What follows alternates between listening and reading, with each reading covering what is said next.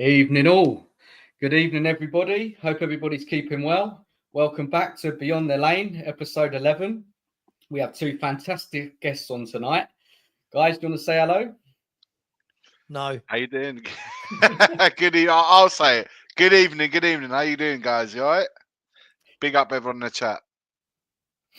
Big up, Iggy. Yeah, big up. Hello, thank you for having me, and everybody, please subscribe and like to these two guys. They're working their way through the quarry that is YouTube, and as I just said on my show, Iggy and I, we would have been there. We know what it's like to get that first 1,000. It takes time, so please help each other out and smash the subscribe button. Thank you, Savva. Nigel, how are you, buddy? How are you? No, that intro's done. I was panicking. Having to put two intros on at the same time. There's a lot of pressure there, mate. You good, Gianna? You had a busy day, so hopefully you can relax. Yeah, it's been manic. Right, Yeah, big up to everybody in the looking chat. forward to this. Big up to everyone in the chat. Big up everyone watching at home. Please get involved with your comments, and we'll try and read out as many as possible. Got quite a packed show, yeah. So we'll see how we get on. Please remember to like, share, and subscribe to all of us. Myself, Nige, Pure Coys, Savva, Football Heritage TV, and Iggy, Tottenham Away. That'd be much appreciated. Thank you so much. And we'll be putting the links in the chat throughout the show as well. So, tonight's show, what we're going to be covering, I'm sure you're all interested to find out. So, look, we'll be discussing that uninspiring Fulham result. We'll be looking ahead to the Bournemouth and the Chelsea games. And for me, Ange is under massive pressure. I know many fans have different opinions on Ange, the squad, the team, etc. I like to call it the blame game. For me, Ange is not helping this team, and he's not getting the most out of them at the moment. And I think we should be doing a hell of a lot better. We'll be getting into it throughout the show. I'm hearing all sorts of excuses, and we'll be breaking it all down tonight. If there is time, we'll be having a look at the Premier League table, look at the teams around us, and just get a bigger picture of the season so far. So look, guys, let's get into it. Now, Iggy, I have a question for you. On the first video, after you watched it, you saw all the games as a collective. Not every game was there, but majority of them were, like the Premier League games, a couple of the Europa games, and the Man City game. After you saw that video, how do you think our season has gone so far? It's just, I was just saying off stream, weren't we? I said that we haven't been able to shake off that word inconsistency. We haven't. It's just, and I think that's pretty much been, for me, it's been the story of our season so far. And I said in the last stream I did prior to or it might have been just before the Man City game. I said, look, or it might have been just after Man City. There's been so many streams, guys, so it's hard to keep track. But after we've beaten Man City, I said, you know what? If there's ever a time, because a lot of it was said, in how we played. Yeah, I'm the happy clapper. How we played, and if Ange had learned, after the way he tactically displayed our team against Man City, if perhaps he had tweaked his ways, not necessarily changed his own ethos, but if he had tweaked stuff, and we discussed it that very night. I think it was the night after the Man City game, and we said, look, we won't know the truth until 2-3 games down the line, if indeed that's tweaked, or whether it was a circumstantial for the match against Man City, that we just happened to be pinned and play that way that we had to play against Man City. And then we saw against, obviously, Fulham on the weekend that we just kind of reverted back to the way it was prior to the Man City game. And you're right, Dan, when you say about Ange has his faults as well. He has, because I think, he should have grabbed that Man City game with the things that worked with both hands, even if the things necessarily that he doesn't necessarily see. Like, for example, the inverted wingers, fullbacks rather. He played on the outside against Man City and stuff like that, and leaving Maddison with all that freedom in the middle of the park to really play his game. There was no continuation seen from that into the Fulham game, and that for me, that was really frustrating to see. So to answer your question though, Dan, it's inconsistency. We can't shake it, man. We just can't seem to shake it. You see, you go to Villas, and then you go to the Palaces, and then you go to the Man Cities, and then now, we had the Ipswiches in between. Now we've got this game here, although it wasn't a defeat, but it feels like a defeat because it's come on, off the back of a really good win against Man City. So yeah, I just want us to have a little bit of continuity, in the way that we, not just in playing, but also in the results. And but it's been the story of our season so far. Can it be? Can it change? Yeah, sure. There's plenty of the season still left to play, and still things can be changed. But it's hard to see when it's going to happen for us when exactly, what game is it going to be? What run of games is going to be? The run up to here now between the New Year's, is it going to happen now? Will we have to wait to 2025? I know I'm being very elaborative in the answer, but We'll get into it. these are all the things that are going through my head. Yeah, we'll hopefully we'll get through as much as we can. Thank you, Iggy, for that. Look, there's a mixed bag of results there when you look at it all. We've had some fantastic wins, but we've also had some shocking defeats. Savva, when you see it like that, when it's kind of thrown at you in a minute, what do you think? Yeah, look, I don't disagree with Iggy. I feel like, listen, I've never known a manager get so much praise for not really doing anything special. I feel like this manager gets a lot of praise because when we win games, we look good. But the number of games we're not winning in the last year has been huge. It's been absolutely huge, the number of games we've not won in the last year.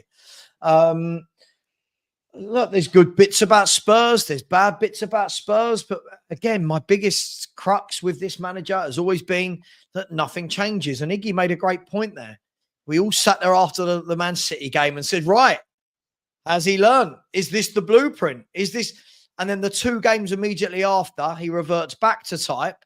And how do all of the goals come from Roma and from Fulham?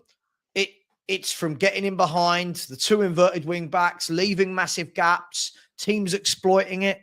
So, look, it's not all doom and gloom, but I genuinely think that there hasn't really been any improvement since he joined. Since he joined. Yes, people will go, well, he joined, we were a mess, we were 8th. It's a bit of a false narrative, that, because listen, whilst I wasn't Conte's biggest fan, when Conte left, we were in 4th. Yeah, then you had Stellini and Mason between them for like 15 odd games, and it completely collapsed. So was he picking up a club that were 8th best in the league? I don't really think he was, but he did a decent job last year in getting us 5th.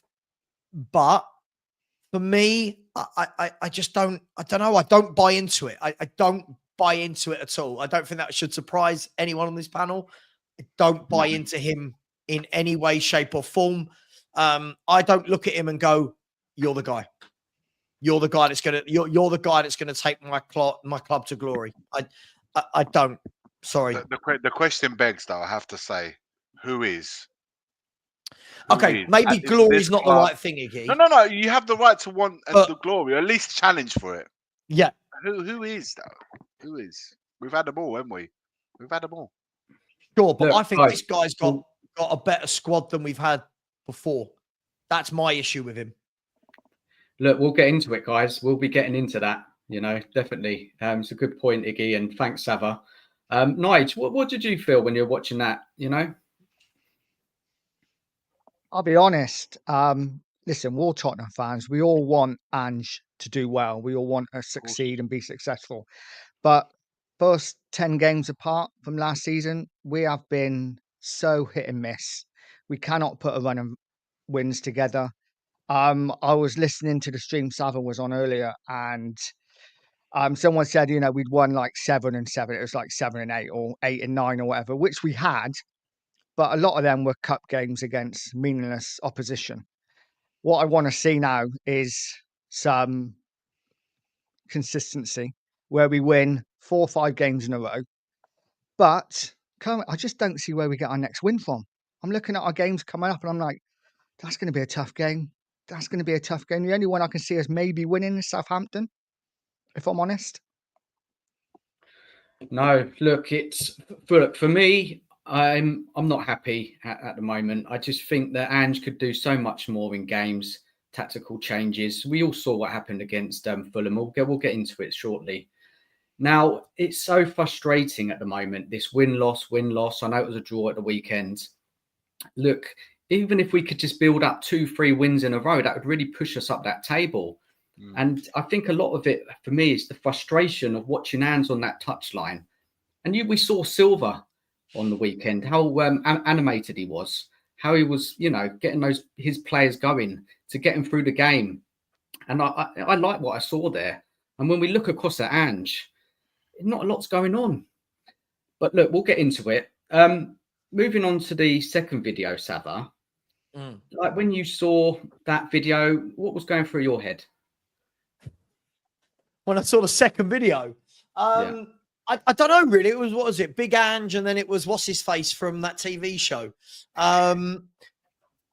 Look, I don't know. For me, what I took from that is that Big Ange seems to be a bit of a character now, rather than a real respected Premier League manager that other clubs are looking at and going, "Oh, I'd love Ange." I feel like we're turning into a bit of a meme.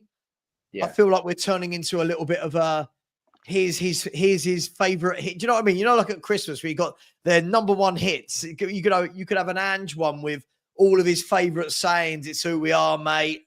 I don't believe in this, mate. I don't want to defend, mate. And all. I feel like that's what I get from it.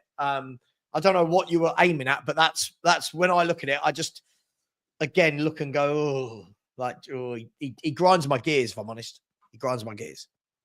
That's what I got. No, that's good. Yeah. It was kind of where I was going with it. It's just got a bit of a joke now. We're a laughing stock. You talk to any other rival fans, and I listen to other rival fans talk on YouTube and podcasts. And I mean, I was listening to something the other night, and they were discussing the result of the Fulham draw. And even the rival fans were saying, look, you just got to get rid of this guy. Really, he's not serious. How can you beat City one week so well and then lose to Ipswich, Palace, drop points at Fulham? It's just not good enough. And if the rival fans are saying it, you've got to hear it. It's not just our own fans that we all think. It's what other fans from other clubs are thinking too. Now, yep. Iggy, I don't know. What's your current stance on Ange at the moment? I've said from the get-go that I'll give Ange the season. I don't see the point of getting rid of him right this moment. You look at it, there's so many inconsistencies throughout the teams in the Premier League.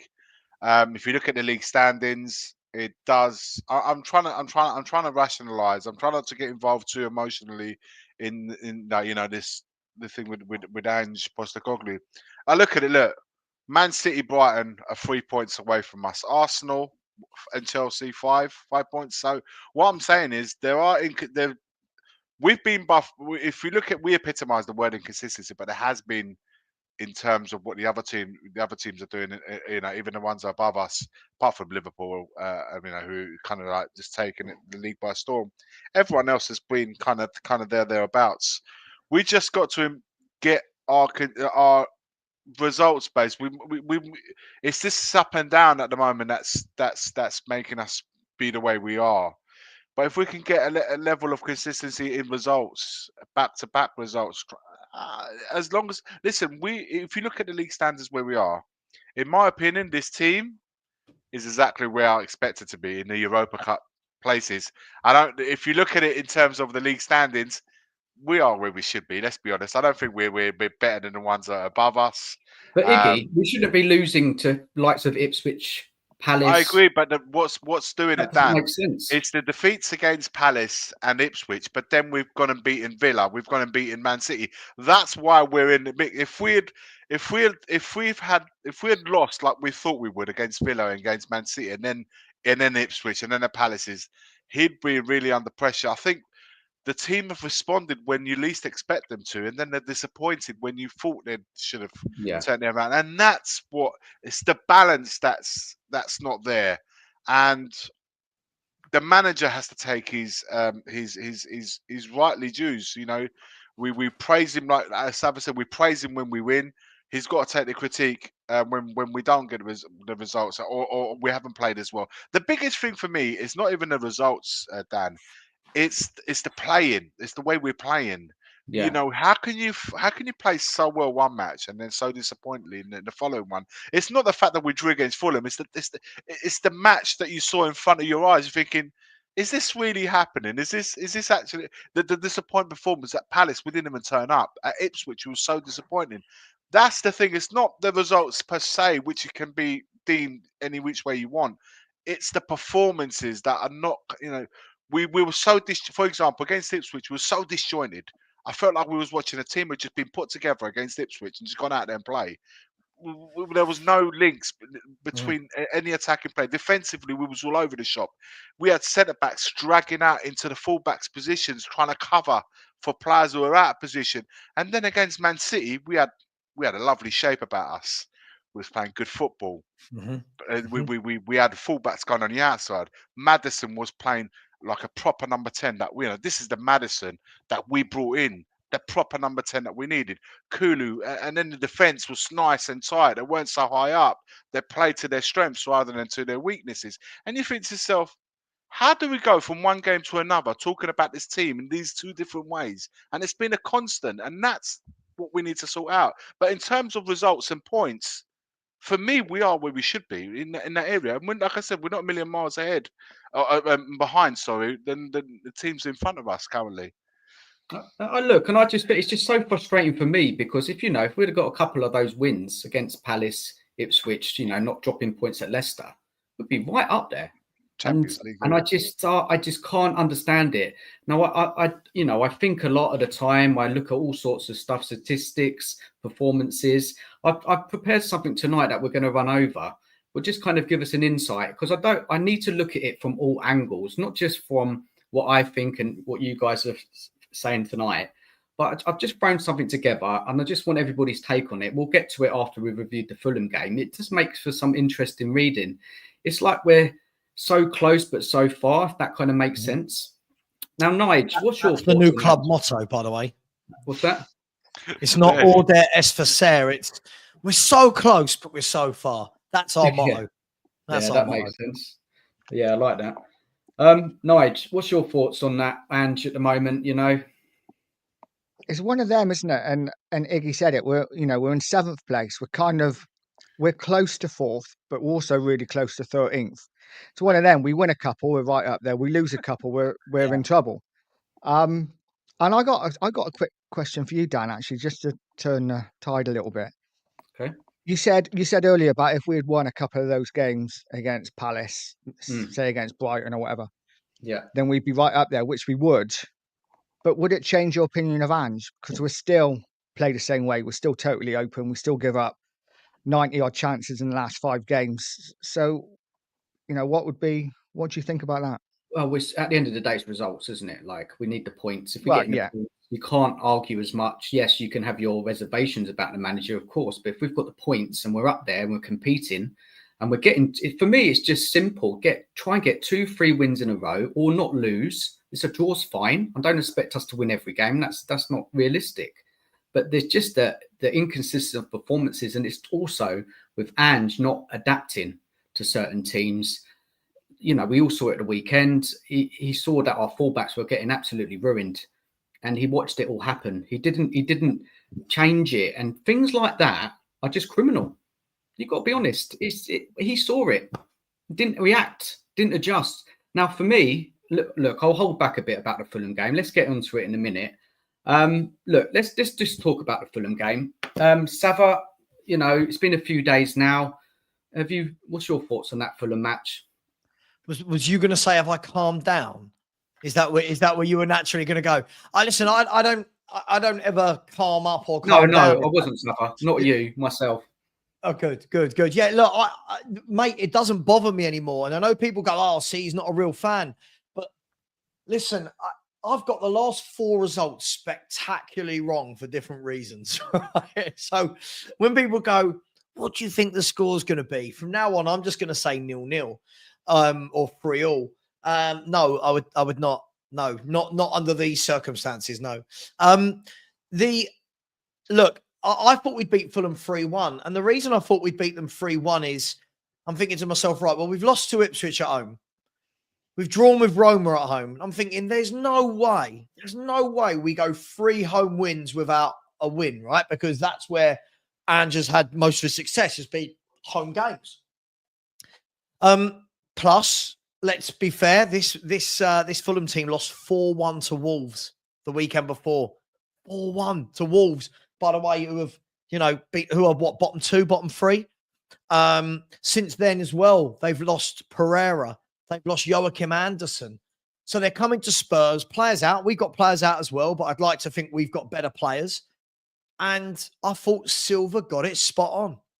I just thought, again, he's done exactly what I always say to Iggy and the boys over there.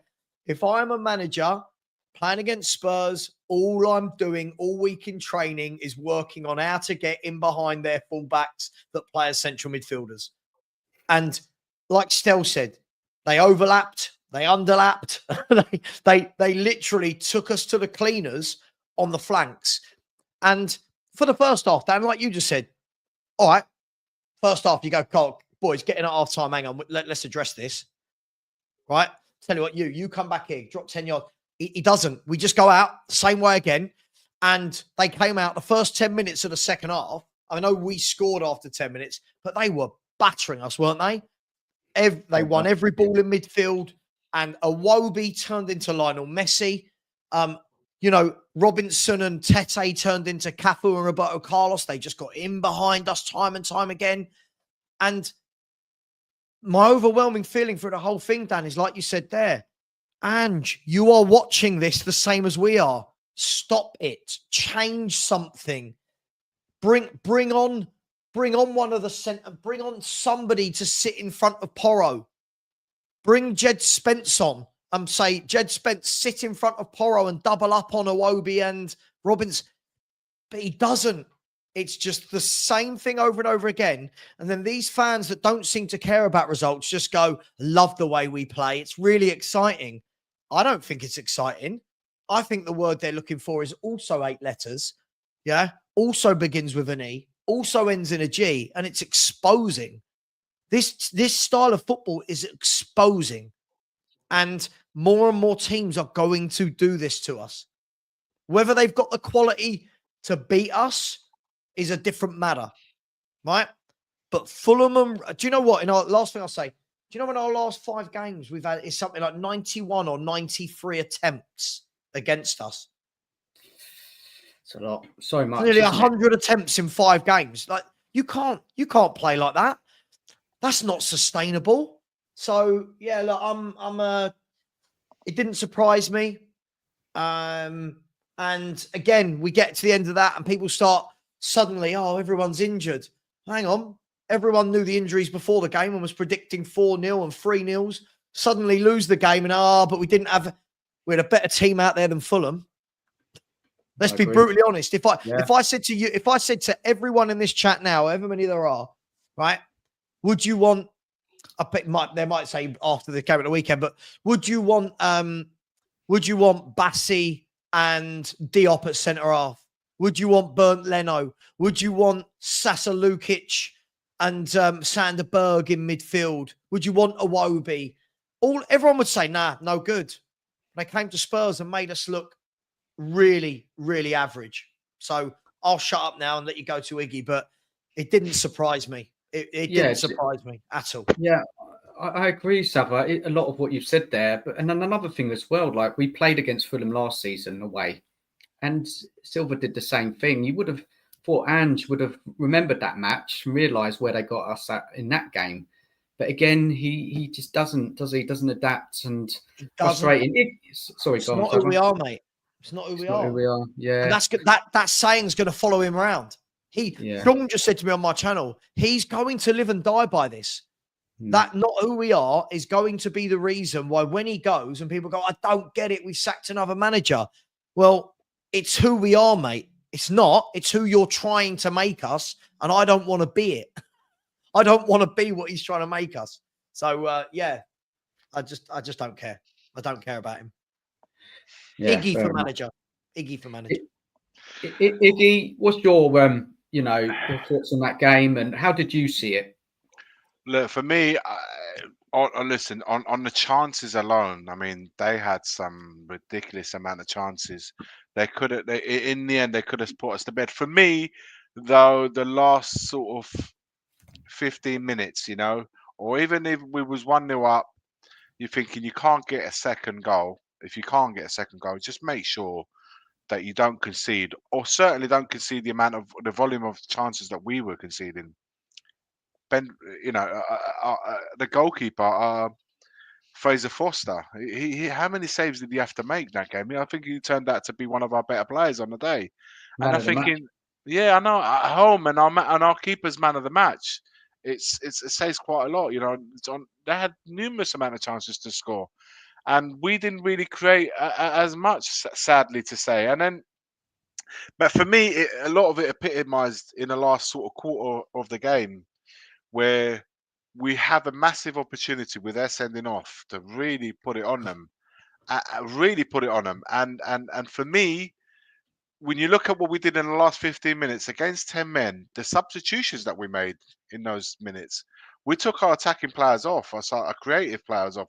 When you're gonna be playing against two backs of fours now, yeah, you got a team who really back to goal now, and you think to yourself, you're taking Maddison off, and then you're putting a highly inexperienced players who have not even been playing in the league as much. And now is the time that you know what it is. Sometimes he makes the thing is that I find frustrating with Ange is, like, sometimes he gets it bang on, and a lot of the times it seems that he doesn't with the game management, but also in the changes that he makes. What did he do to try and win that game in that last 10 minutes? He got 10 minutes plus added on time, by the way. It took our creative players off, and he put these kids on, and just thinking, where's this goal going to come from? Where? And sadly, it wasn't the case. I just felt like I was a lost. And the thing is, again, it's a lost opportunity. And that's the frustrating thing. There was an opportunity there to get us to go and nick the goal. Not only don't we nick a goal, we concede, and we even risked losing the game as well at some point. So listen, Can I back onto that, if that's all right, go on. Dan? Yeah, of course. Do you know what? I think Iggy says it better than I can, but spot on. When that substitution happened, I said at the time, I'm doing my watch along. When they had the man sent off, Marco Silva calls all his players over, and he's going, I want you here, you there, you. But you two, get subbed on. You're coming on. And they're all geeing each other up, giving each other high fives, the little pat on the bum that the footballers like to give each other. And they're all egging each other on. Spurs go, I'll tell you what we need. Let's take off the guy who's got the most goals and assists for us in the Premier League. We'll take him off, and we'll bring on one kid who, I don't even know what Gray is, but that's not the point of the show. We'll put on Gray, and we'll bring on Bergvall, who, let's be really honest, has looked really poor when he has played, right? Not poor, but you know what I mean? Just not ready. And you're thinking to yourself, with all the kids you've got on the bench, the one that you didn't bring on is the striker, right? Is the striker. Yeah, throw him on. You're thinking to yourself, what are you doing? So you are okay to Eze's going to score here. No, he's not. You're thinking to yourself, you played him against Galatasaray, but you can't chuck him on for 10 minutes when you need a goal. And then for the last 10 minutes plus injury time, you're thinking, get the ball in the box. They've got 10 men. Lump it up there. Get one of your centre halves up. No, pass, left to right, left. There's no urgency. There's no, the substitutions are possibly some of the worst I've ever seen. I thought they were dreadful on Sunday. Truly, truly dreadful. I'm sorry, I don't rate him. You can tell I don't rate him at all. No, we have to say it. We have to say it. It's clear in front of us. This is what makes it so frustrating. It's not like, it's one of those games where, you lost it and you think, well, we're a bit unlucky. We just didn't turn up, did we? This is a manager who constantly says he doesn't know what the word pragmatic is. He will not be pragmatic. He plays one way. Yet, when a team's down to 10 men and we got a chance to win the game at home, he brings off our most influential players and puts on a defensive midfielder and a young kid who's, No, but do you know what? It's not about being pragmatic. Sometimes you have to understand. We're playing on a Thursday night, although we was at home, but it's a Thursday night game. You know, energy was spent. He said himself, and this is not me hating on Ange. This is me like I would love to sit with him and say, what was the thinking process behind this? I want to understand your rationale. You played Thursday night. We played that game right to the end because they were pushing for the goal. So it was very challenging right up until the final moments when they equalised, and so we had a lot of energy spent there. You're in now 3 days later, probably less than 3 days later. You're playing now a league game against a team who's had a whole week to prepare. So they're going to come at you. They would have planned for playing against you. We find ourselves 1-0 up. We're not controlling the game because of the chances they're creating. So they're coming at us like we've been saying it. But we're winning. You're not going to it's not being pragmatic. It's also understanding that you say yourself, Ange Postecoglou, at the end of the game, that my team, my players are giving everything. We're running on limited resources. We're literally squeezing the juices out of the players because they're performing every 3 days and they're limited squad. So this, you can see this.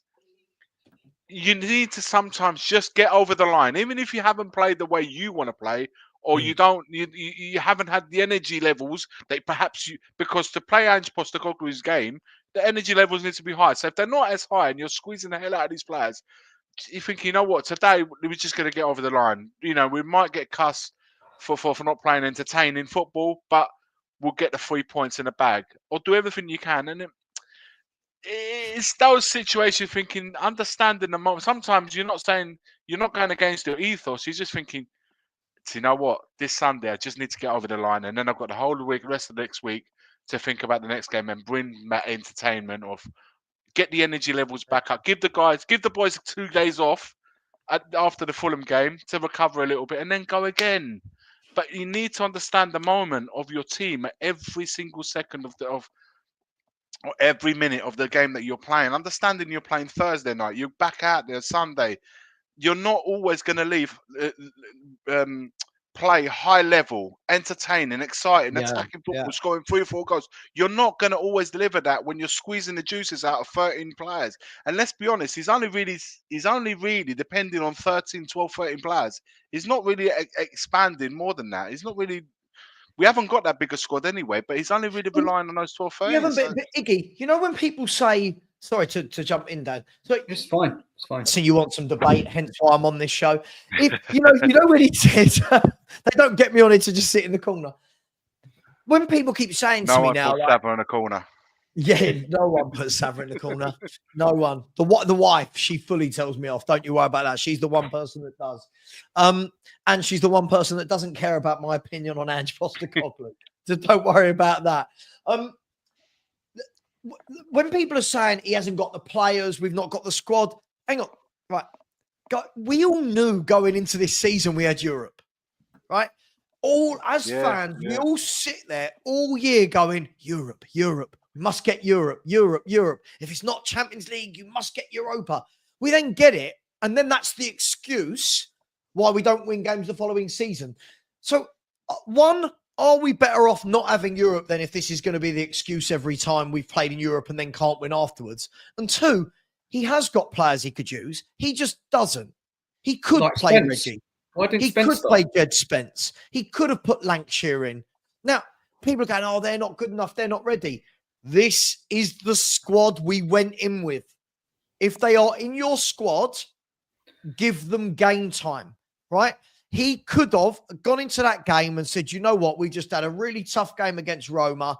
Archie, go on. We paid 40 million for you. Go and sit in midfield. Guys, don't go too gung-ho. This is Archie's first start in centre mid. Go in central midfield, right? No, we play the same players that are available. Werner's not the future of Tottenham, but when Solanke's out, his first thought isn't, Will Lancashire, come on. There's a reason you didn't go on loan. Go on. Go and show us what you've got. Nope. Didn't want to do that. Werner, go on. You go and play. Sonny, you go and play through the mid. I just feel like this club, this manager is so set in his ways that, and you know what? He's getting away with it because the excuses for this man are mental. Injuries. Who is actually missing? Listen, look, yeah, everything you're saying, I totally get Savva. It's just so frustrating. And like following on what Iggy said, you know, if he thought the team was tired or whatever, or, you know, we had some injuries, why didn't he approach the game differently? Why didn't he just sit in, play on the counter attack? So let Fulham come on to us. And, you know, we're pretty good on the counter attack, aren't we? We saw it the other week against City. It just, none of it makes any sense from Ange and how he manages this team. But look, Savva, you said about the lineups. Look, let's have a look at the lineups. Let's compare them. Well, let's do it. Yeah, from Roma Let's have a look. to big players. So look, let me run it over with you. I've got it up here on my screen. So look, let's start off with the Roma match, yeah? So the Roma match, obviously we had the same keeper. Centre-backs are the same. Yep. Porro is the same. Yep. But then we had Gray at left-back. So Doggy was rested. We had Kulusevski in the team against Roma. He was rested. Bentancur was in the team. He was rested for Fulham. Sarr came suspended, isn't he?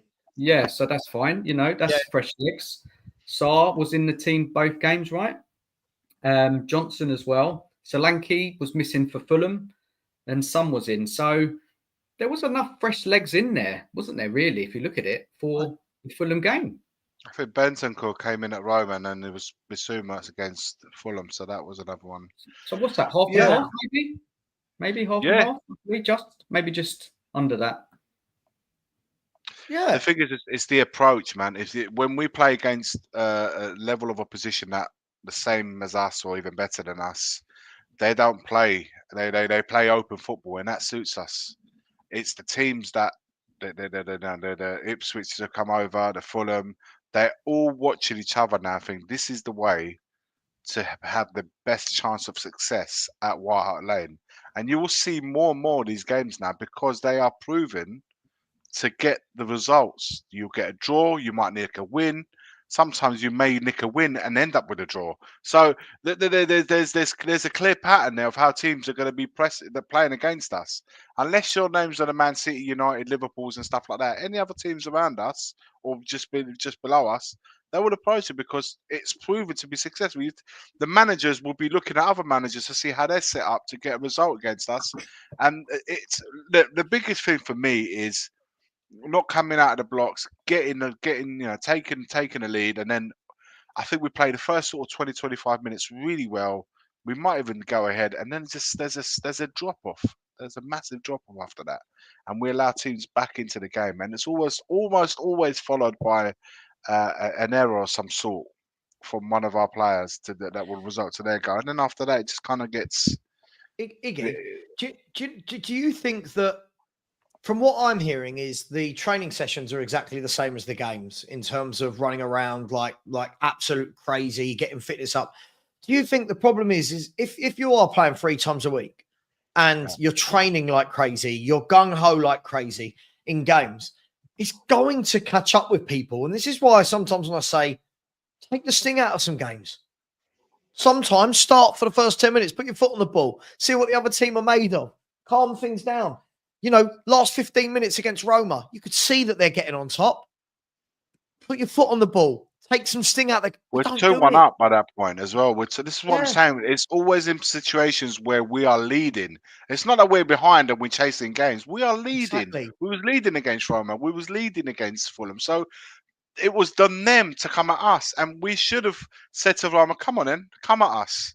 We want them to come at us because then we can expose them and go for the counter. So the last 15 minutes, let's set up in a certain way where we're just going to pick them off and go and get the third goal. It is game management. And sometimes, like I said, it's different ways, to skin a cat. So I don't understand why we have to always play the same sort of way. It's not a defeat by tweaking it. It's smart. Tweaking it You're tweaking and adjusting depending on the situation that's in front of you. It's not just in football; it's in ways of life as well. You tweak and adapt depending on the situation you find. If you're in a favourable situation, you carry on doing your thing. If something it backs the wall a little bit, thinking I'm a bit under pressure, you have to tweak it to try and sort of navigate yourself out of this situation. This is what football is: understanding, reading the situation, and to counter it. Because managers will make their moves. Marcos Silva made his move. He was tweaking it. He was moving it. You have to read the situation and adjust. Like I said, sometimes his game management has been good. Other times it's been disappointing. And it's just like I said, from winning situations like we were against Roma and we were against Fulham, we find ourselves dropping points from a leading situation. And I'd be interested to see a stat somewhere say how many points have we dropped from leading. It would be I haven't looked. There's something I'm thinking about on the spot now. It's something I'm definitely going to look up to. How many points have we ended up losing from winning situations? And probably find it's happened quite a lot this season. Look, following on from what everyone said, anybody can turn up at our ground and win. Look, and this for me is just not acceptable. Yeah, where's the conviction in our play? Yeah, we never control games, really, do we? Look, we may have a lot of the attacking momentum, but we never really control matches. What I would like to see, we just don't have that conviction. What do you think, guys? Do you agree with that? The conviction. Do you know what I mean when I say that? Like controlling the game, sitting back when needed. Game management, like you said, Iggy. We don't control games, do we? Everything is, like everyone's already said, everything is 100 miles an hour with Spurs. But the one thing I always felt with Tottenham is, okay, our away form might not be great, but at least at home, we're good. And now the last 3 home games, Ipswich, Roma and Fulham, we're not so good. And that's a concern for me. And like you said, game management, go down, roll around on the pitch, get the trainer on, waste some time. Spurs don't seem to do that. Everything is 100 miles an hour. Dan, listen, I completely agree with Nige. There was a point where we always used to go, well, like Nige, we're in a WhatsApp group together. I'd always say to people in there, yeah, we're at home today, we're all right. And now all of a sudden at home, we look really exposed and it feels like teams are learning how to play against us. Again, it's just in-game management. So like against Roma, why not when you bring Basuma on, say, right, hang on, they're going to score again here. Sorry.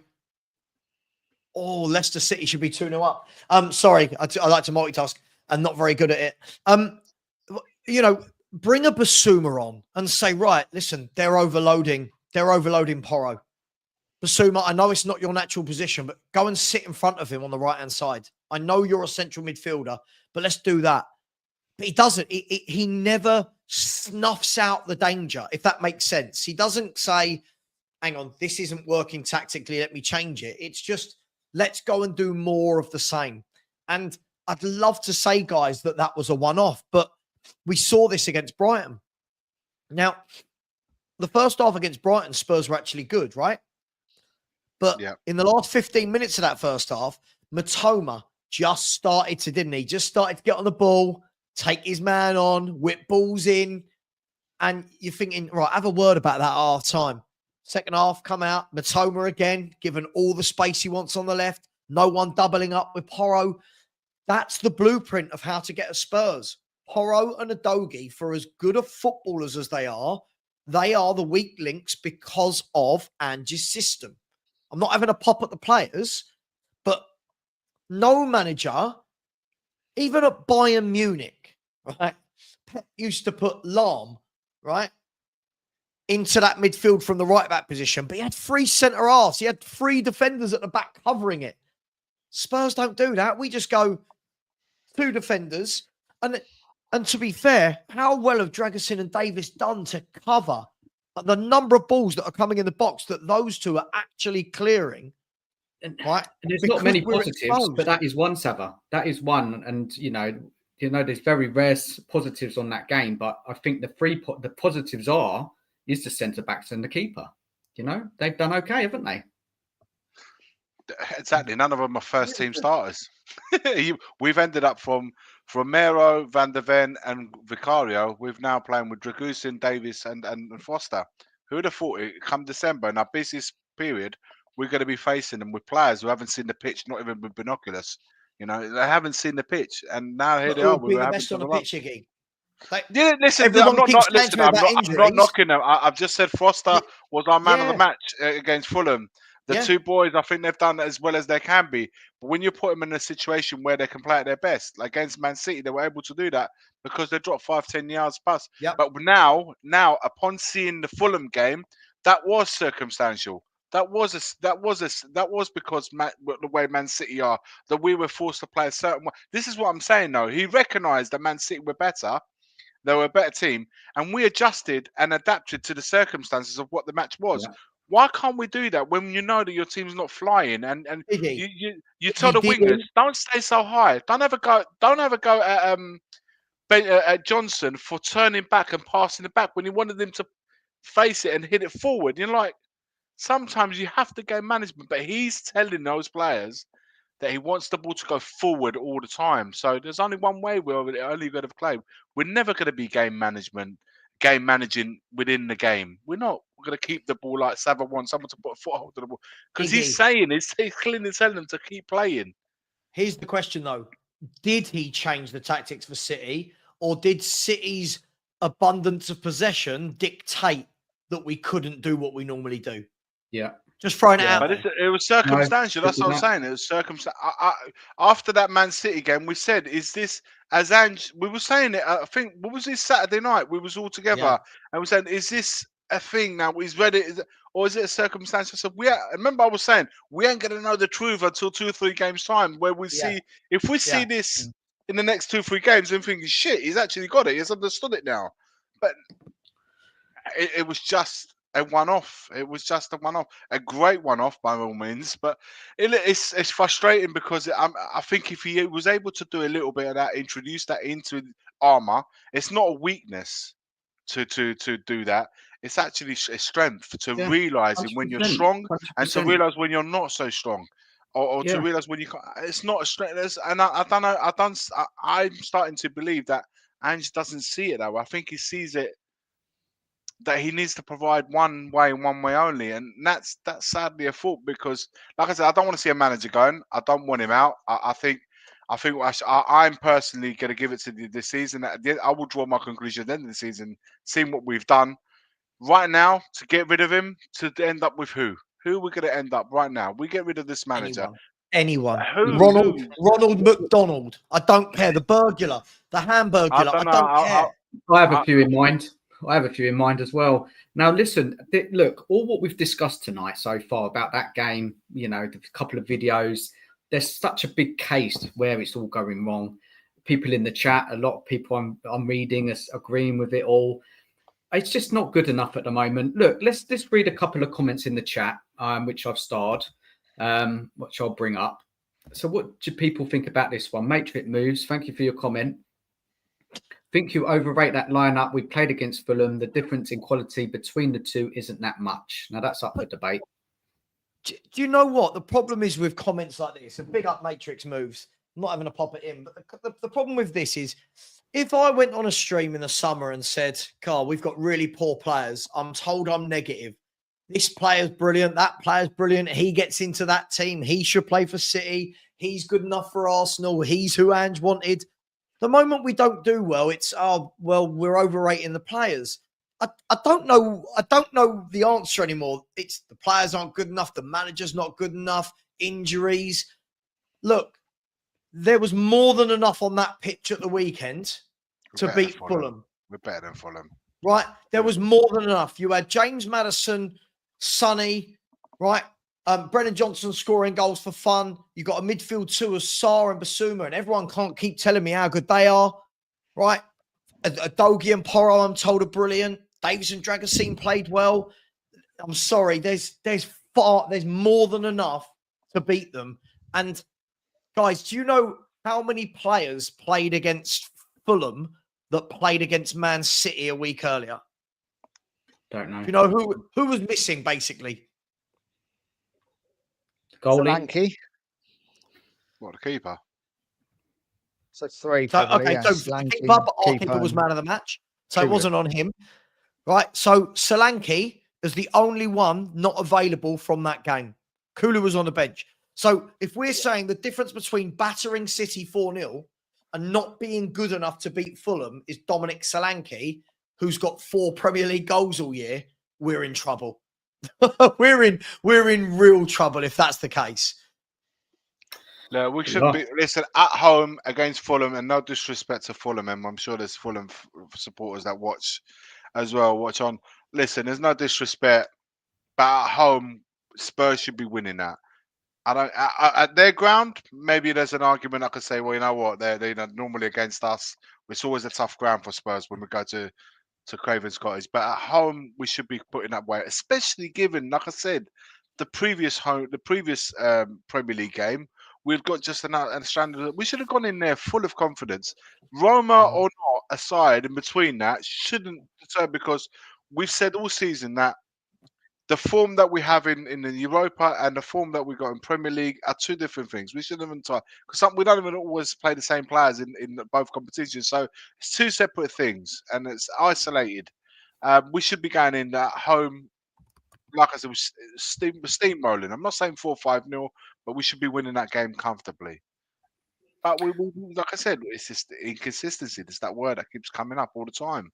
We just, I don't know if it could be a physical, it could be a mindset, it could be the way we play. I don't know. It's just Look, there's some Fulham players I really like. I like their fullbacks. They have got some talent in their team, and it's not like I wanted them at Spurs. The American kid that plays at left Robinson. back, I think he's we just called Sergio Regulon back in our team. You know, we had they had Sessegnon on there. So I'm saying Robinson's a really good player. There's 1 or 2 interesting players that they got as well. Yeah. Mind having them.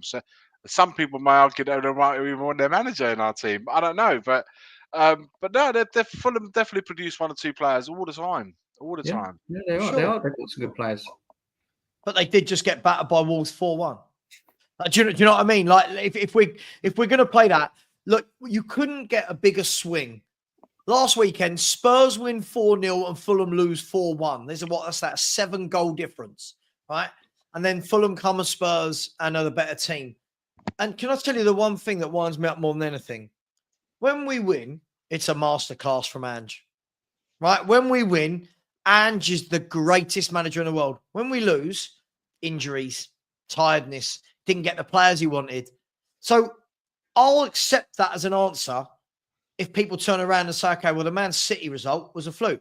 Now, I'm not saying it was, but that's what they're saying, because this same squad that beat Man City couldn't beat Fulham and was the second best team. Listen, what does that tell you? I think you've got to look at the matches per game, right? And say, I do this all the time. I see a Man City. I thought that was a great, great performance, real proper away performance, play to the T. But I have no problems in criticising when I feel that we didn't play as well. I don't have a problem laying it on the players. I don't have a problem playing it on the manager. I don't distinguish between the 2 facts. If I feel like I praise, I'll give the praise. If I feel like there's critique there, I will do it. It's as simple as that. I don't feel like I'm a hypocrite for doing one thing or another, depending on the match I see. I will critique what I see in the good I do and the in the same, bad. Iggy. We do the same. If we do something well, I will praise it. I not- will. That manager, the team, and if we're awful, I will critique it. That's what I'm going to do. That's what I've been doing all season. You know, you have to have that balance when you assess games and review games. Nige, you know, what about you, man? What do you think? I just think we're so inconsistent. I expected us to beat Fulham at home. I expect us to win all of our home games. You know, I fancy us against anyone at home, usually. But yeah, like you say, Fulham have got decent players. But quickly going back to the Man City game, you know, we played like this at the Etihad for the last 2 or 3 seasons, haven't we? You know, the same kind of way. We drew 3-3 last season. City took their chances that day, but we still scored 3. And the season before, we lost 4-2, was it? Again, we were 2-0 up at half time.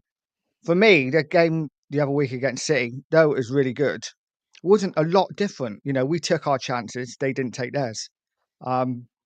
So yeah, for me, I look at that game in isolation because we always tend to do quite well at City. But the home form, as I said, is a concern for me now. It is. And for me, before I go on to the next message I'm going to read out, why didn't the players get up for that match? There was a lack of motivation, attitude, mentality, whatever you want to call it. Where was that on Sunday? Can anybody answer that? Because I'm baffled. You're playing against you're at home. You're playing for the fans. You know, you've just had a fantastic result against City. Amazing result. Why weren't they up for it? And this is not the first time that's happened this season. I think we struggle after Europa. I generally think we just struggle we are struggling between Europa on a Thursday and the game on a Sunday. Those are the games that we struggle the most. Like I said, Postecoglou said at the end of the game, but he thinks that the players are giving him everything. We're running on low gas. I think we're running. There's tiredness kicking in. I don't know. We did freshen up a little bit, but we did. But again, there's listen. I can accept all of that. But I think Savva touched upon at the beginning. We play every season for a target, and that target is to make Europe, be it Europa, be it Champions League. That's the target. When we achieve that target, what is the club then doing to say we've got to have an extra 20 games a season now? Can we still do it with the players that have been playing one game a week from the previous season? We're not going to do it. So we need to up the numbers to enable us to play every 3 games. That's the mindset we've got to. But we never seem to prepare for that. So then we get to Europe and then we say, you know what, it would be best if we leave Europa and focus on the league. I don't. We just fought the whole season to get into Europe, and now we're saying we should be out of it because we can't manage it. We need to identify where the problem is, rather than criticise for being in Europe. There's so many problems. We should get, or you know what, FA Cup. Maybe we should leave that. Leave the EFL Cup and just focus on what? For me, right now, if this is the way forward numerically, numbers, if this is what we're going to do to then play in Europe, then I'd rather say, do you know what? I don't care where we finish in the league. It matters little if we make Europa, if we make Champions League or not. Maybe to the club, but not to me personally. I'd rather say, do you know what? I'd rather just say, use these league games as friendlies, and then when we play in the EFL Cup, in Europa, in the FA Cup, play your best team. No, but Iggy, Ange thinks he can win it all. Ange has said he's going for everything, isn't he? So we're not going to see it. But you can't go for everything if you're not equipped. No, you can't. It's like saying you're going to war with a penknife, and you're not going to do it, are you? You're not going to achieve anything. You just get blown up as soon as you. So I'm saying you don't have the armor to go and achieve these things. It's not realistic. You're going to burn out. We're in December, and we're talking about tiredness. We've got a second half of the season coming up. We're not even there yet. Iggy, that's my point, right? I think when this is why I don't buy this excuse of tiredness and burnout after 13 Premier League games. These are athletes. These guys live, breathe, and eat football. They have got the best. They've got the best conditions in terms of the best equipment, the best facilities. They've got sports scientists, nutritionists. They've got this person that takes their body weight.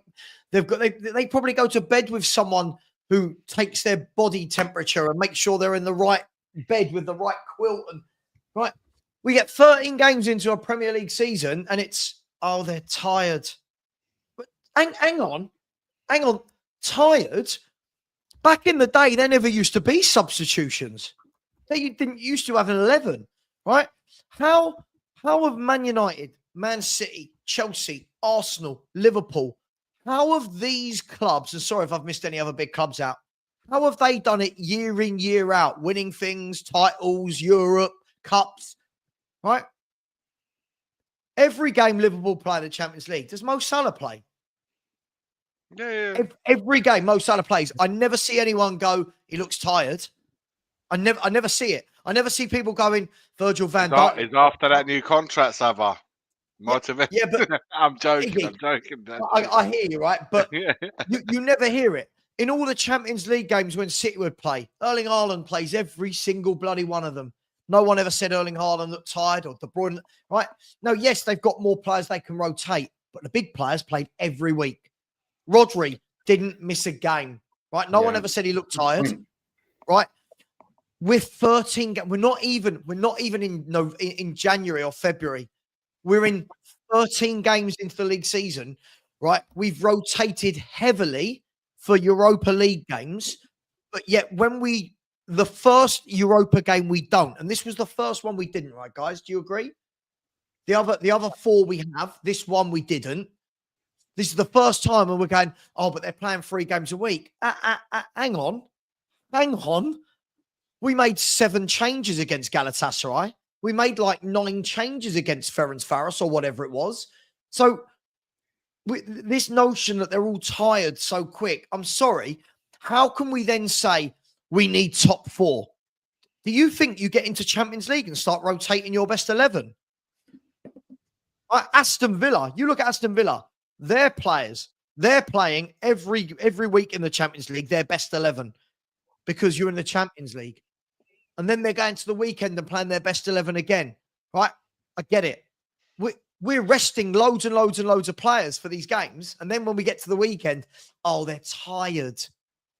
Sorry? What? Why was Basuma tired after playing 10 minutes against Roma? Why was Porro, why was Adogi tired? Forster's not tired. He's a goalkeeper. Why is Werner tired? I think sometimes making too many changes doesn't work in your favor as well. When you're making changes, sometimes you just got to at least start the game and then make the changes. You know, nowadays we even got 5 subs now. You can change half a team. So I still think you can make starting 11 against Roma and play that same starting 11 against Fulham, and then make the changes into the second half when necessarily. But I don't know. Look, at the end of the day, there's so many different reasons as to why this happened and that happens. The bottom line is the biggest factor is that we don't. For me, when I watch us play football, it's not adapting to situations that opposing teams bring to us. We ask questions of opposing teams, but opposing teams also ask questions, and it's he who adapts quickest and tweaks it to win that game is the one that comes away with the points more often than not. And we don't seem to come first when it comes to that. It's just almost if we're pinned in a certain way against, like I said, we bring the Man City up again because it's the most recent emphatic win that we've had. We were sort of put in a situation where we had to play that way, and it turned out best for us. And we didn't look at that and say, right, what can we keep it's us, and then what worked for us in another situation that perhaps we wouldn't normally have done, but it worked. Can I implement that in the next game? It's just as if saying, nah, I'm not having it. I don't want to see that. I want to carry on doing mine. And this is why I kind of called the show the blame game, because there's so many excuses for Ange and this team. It's getting ridiculous now. We're going to be coming back to it in and out of the show tonight. It's just so much going wrong under Ange, in my opinion, and many others, that I just don't know why not enough people see it. Look, everybody's got their own opinion and their own look on the manager and the team. Fair enough. But for me, it's not working. And look, the sooner we get Ange moved on, the better, to be honest. Would you get rid of him now, Dan, or would you wait? Get rid of him now. Really? Definitely. There's the managers out there. There's so many. We can just look at some of them in the league we have now. I think Sergio Conceição is linked with West Ham at the moment. I've been hearing as well. So yeah, good manager. You've got likes of Thomas Frank. You've got the Bournemouth manager, Areola. You look at the Fulham manager. I think all of them would do a better job than Ange. I've got to be honest. Could we get them? I don't know. But look, I think there's definitely managers out there. Look, let's hold off on that for now. Let's try and keep it on the game. Let's just read this comment out here before we move on to the next part. So it's, guys, if we get a chance, we need to chat about the atmosphere at the stadium. For me, it's embarrassing. How do we improve it? What's everyone's thoughts on this? Did anyone go to the game out of here? Iggy, did you go? I wasn't there. No, I wasn't there on Sunday. I won't go. But listen, I'll be honest. If I won't go because of not Ange, but I won't go because of Levy. But that's a different story. I get it. If I'm watching that crap that I saw there and against Ipswich, I don't know how you get the crowd on your side. The problem is when you play such an open style of football fans never used to like this. This whole, oh, I love it. We're open and me to you, you to me, end to end. Football fans didn't used to like this. We used to bemoan this.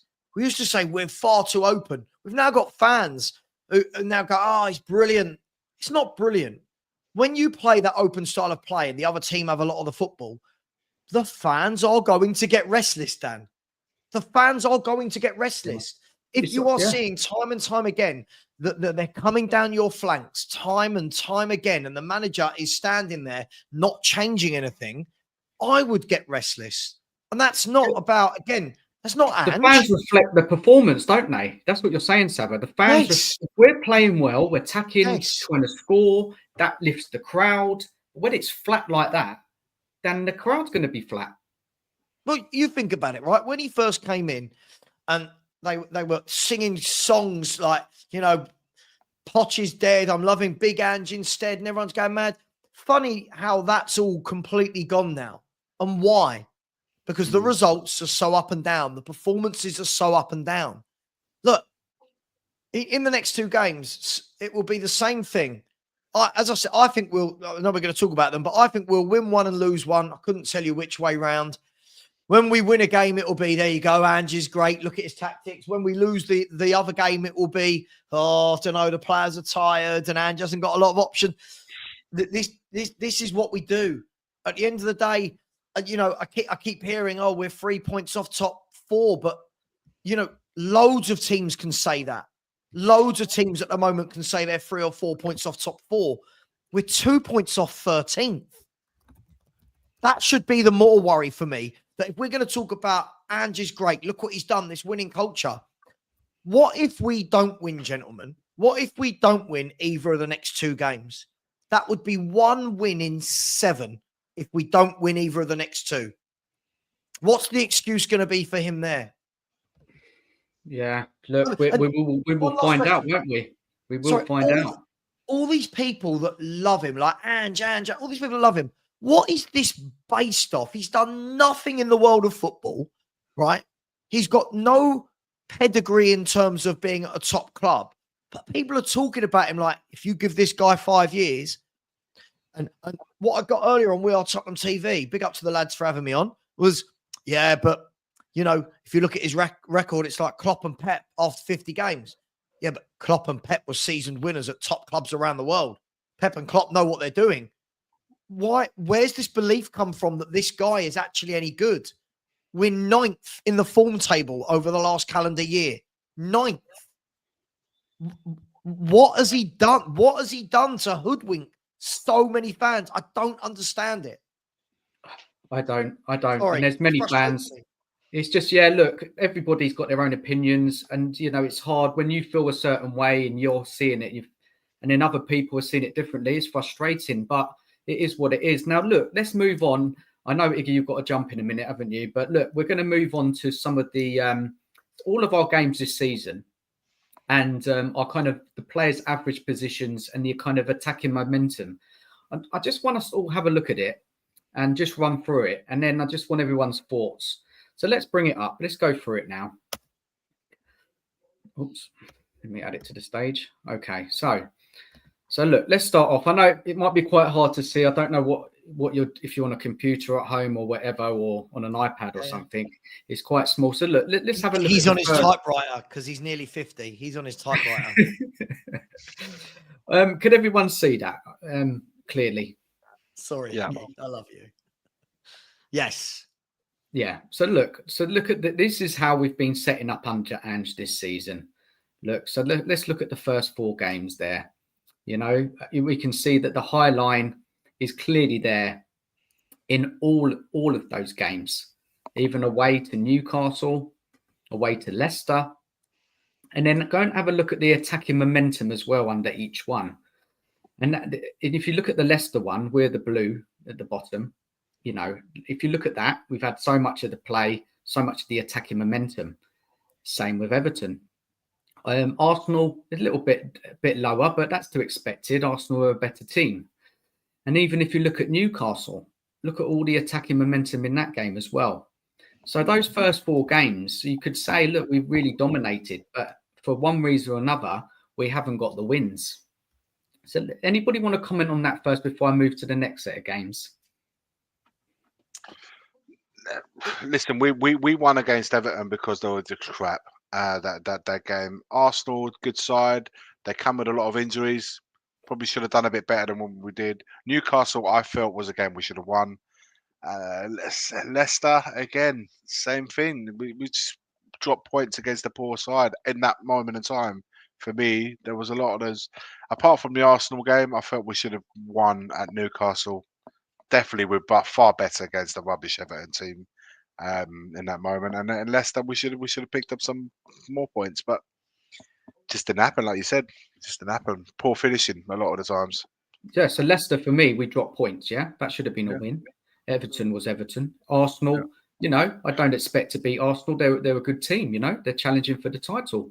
But they came with a lot of injuries. We didn't take advantage of that. No, they came with a lot of injuries.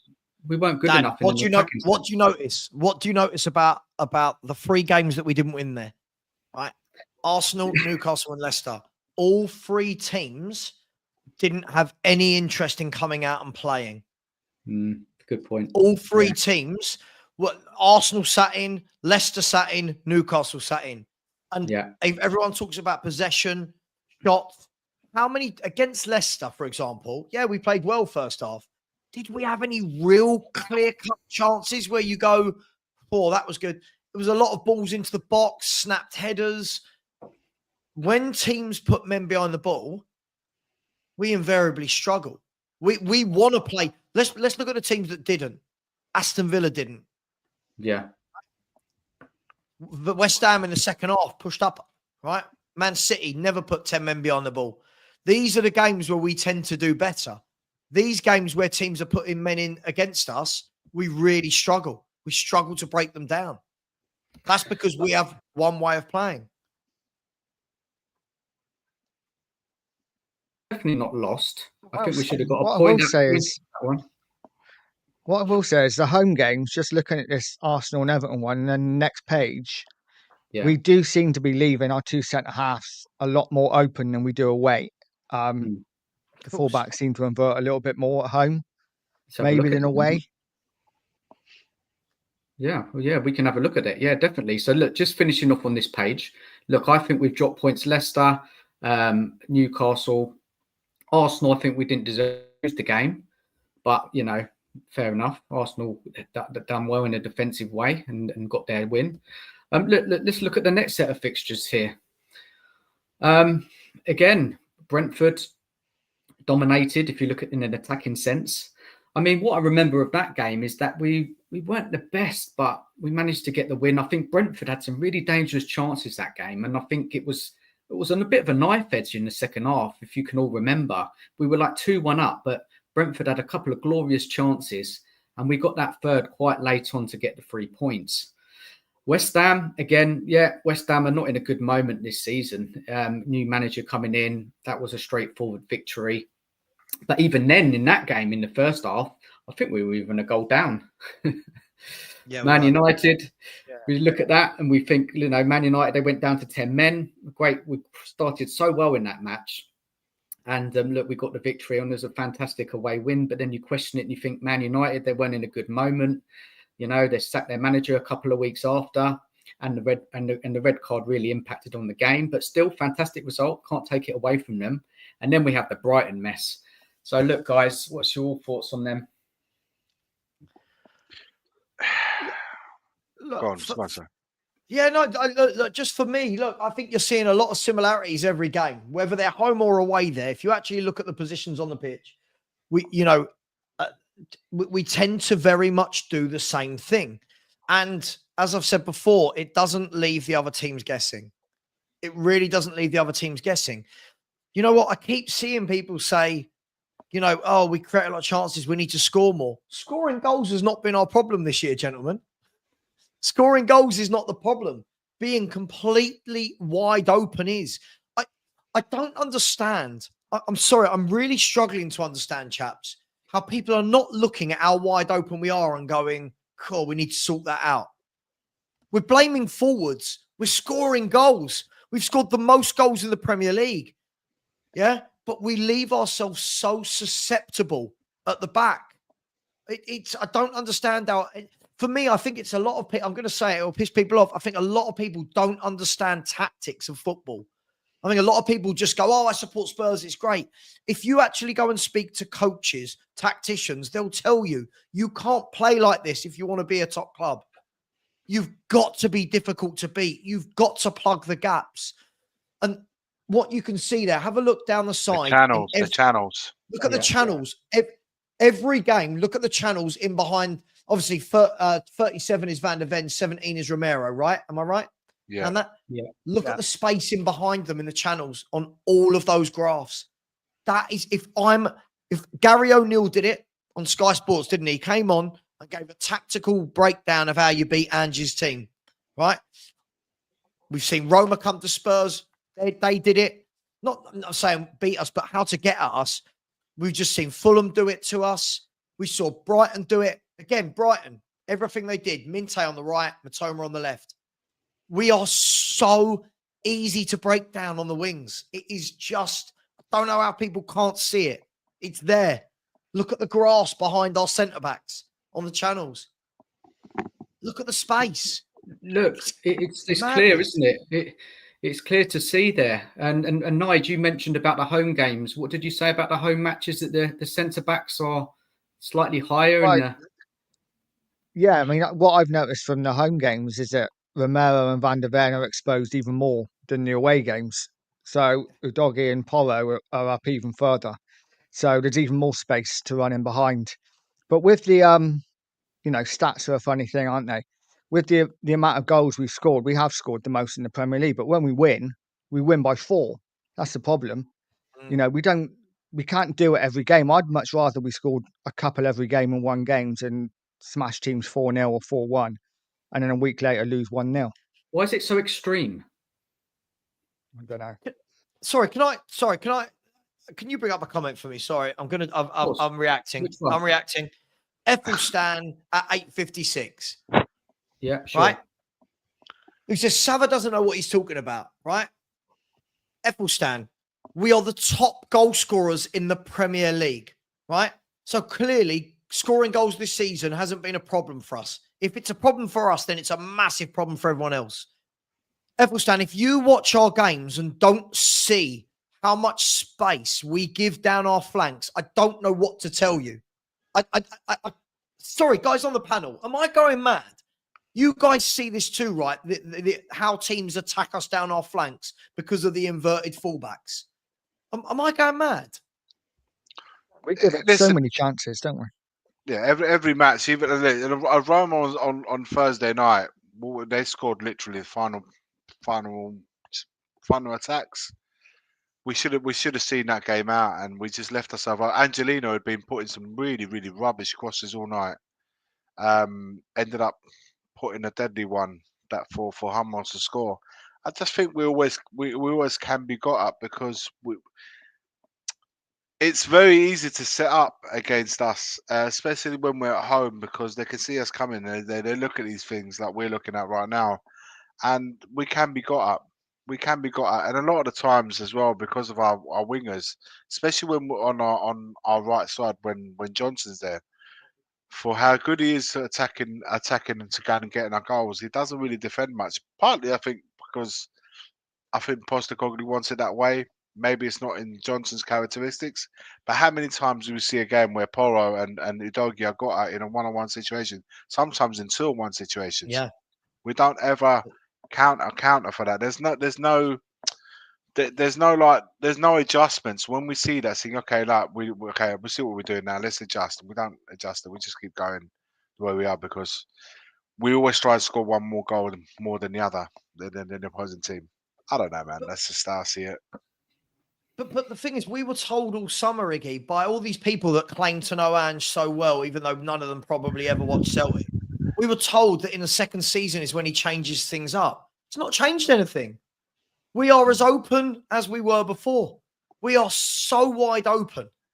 Look, at the end of the day, people can say, I don't know what I'm talking about. But there's a reason why we win one, lose one, win one, lose one, win one, lose one, win one, lose one. And it's not because we're not scoring goals. I'm sorry.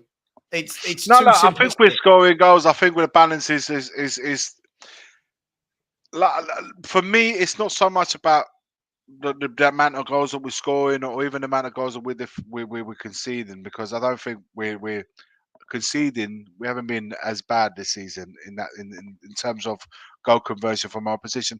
I think it's just finding the balance and understanding the moments in the games. That's what we're refusing to do, not adjusting and tweaking when teams are on top of us. For me, it's more to do with game management in terms of what you're seeing on the pitch. And if the team is playing every 3 games, you're not always going to be attacking, flowing football with full of energy and rock and roll football. You're not always going to be able to see that, depending what kind of game you've had 3 days prior. So all I'm saying right now is, for me, it's been about finding a balance. Like I said, I'm even willing to give Postecoglou to the end of the season, because, like I said, we are in a position in the league where I fully expect us to be. We're 3 points behind the third, 5 behind the second. So it's not. I understand who's behind us as well. Don't get me wrong, I do get that.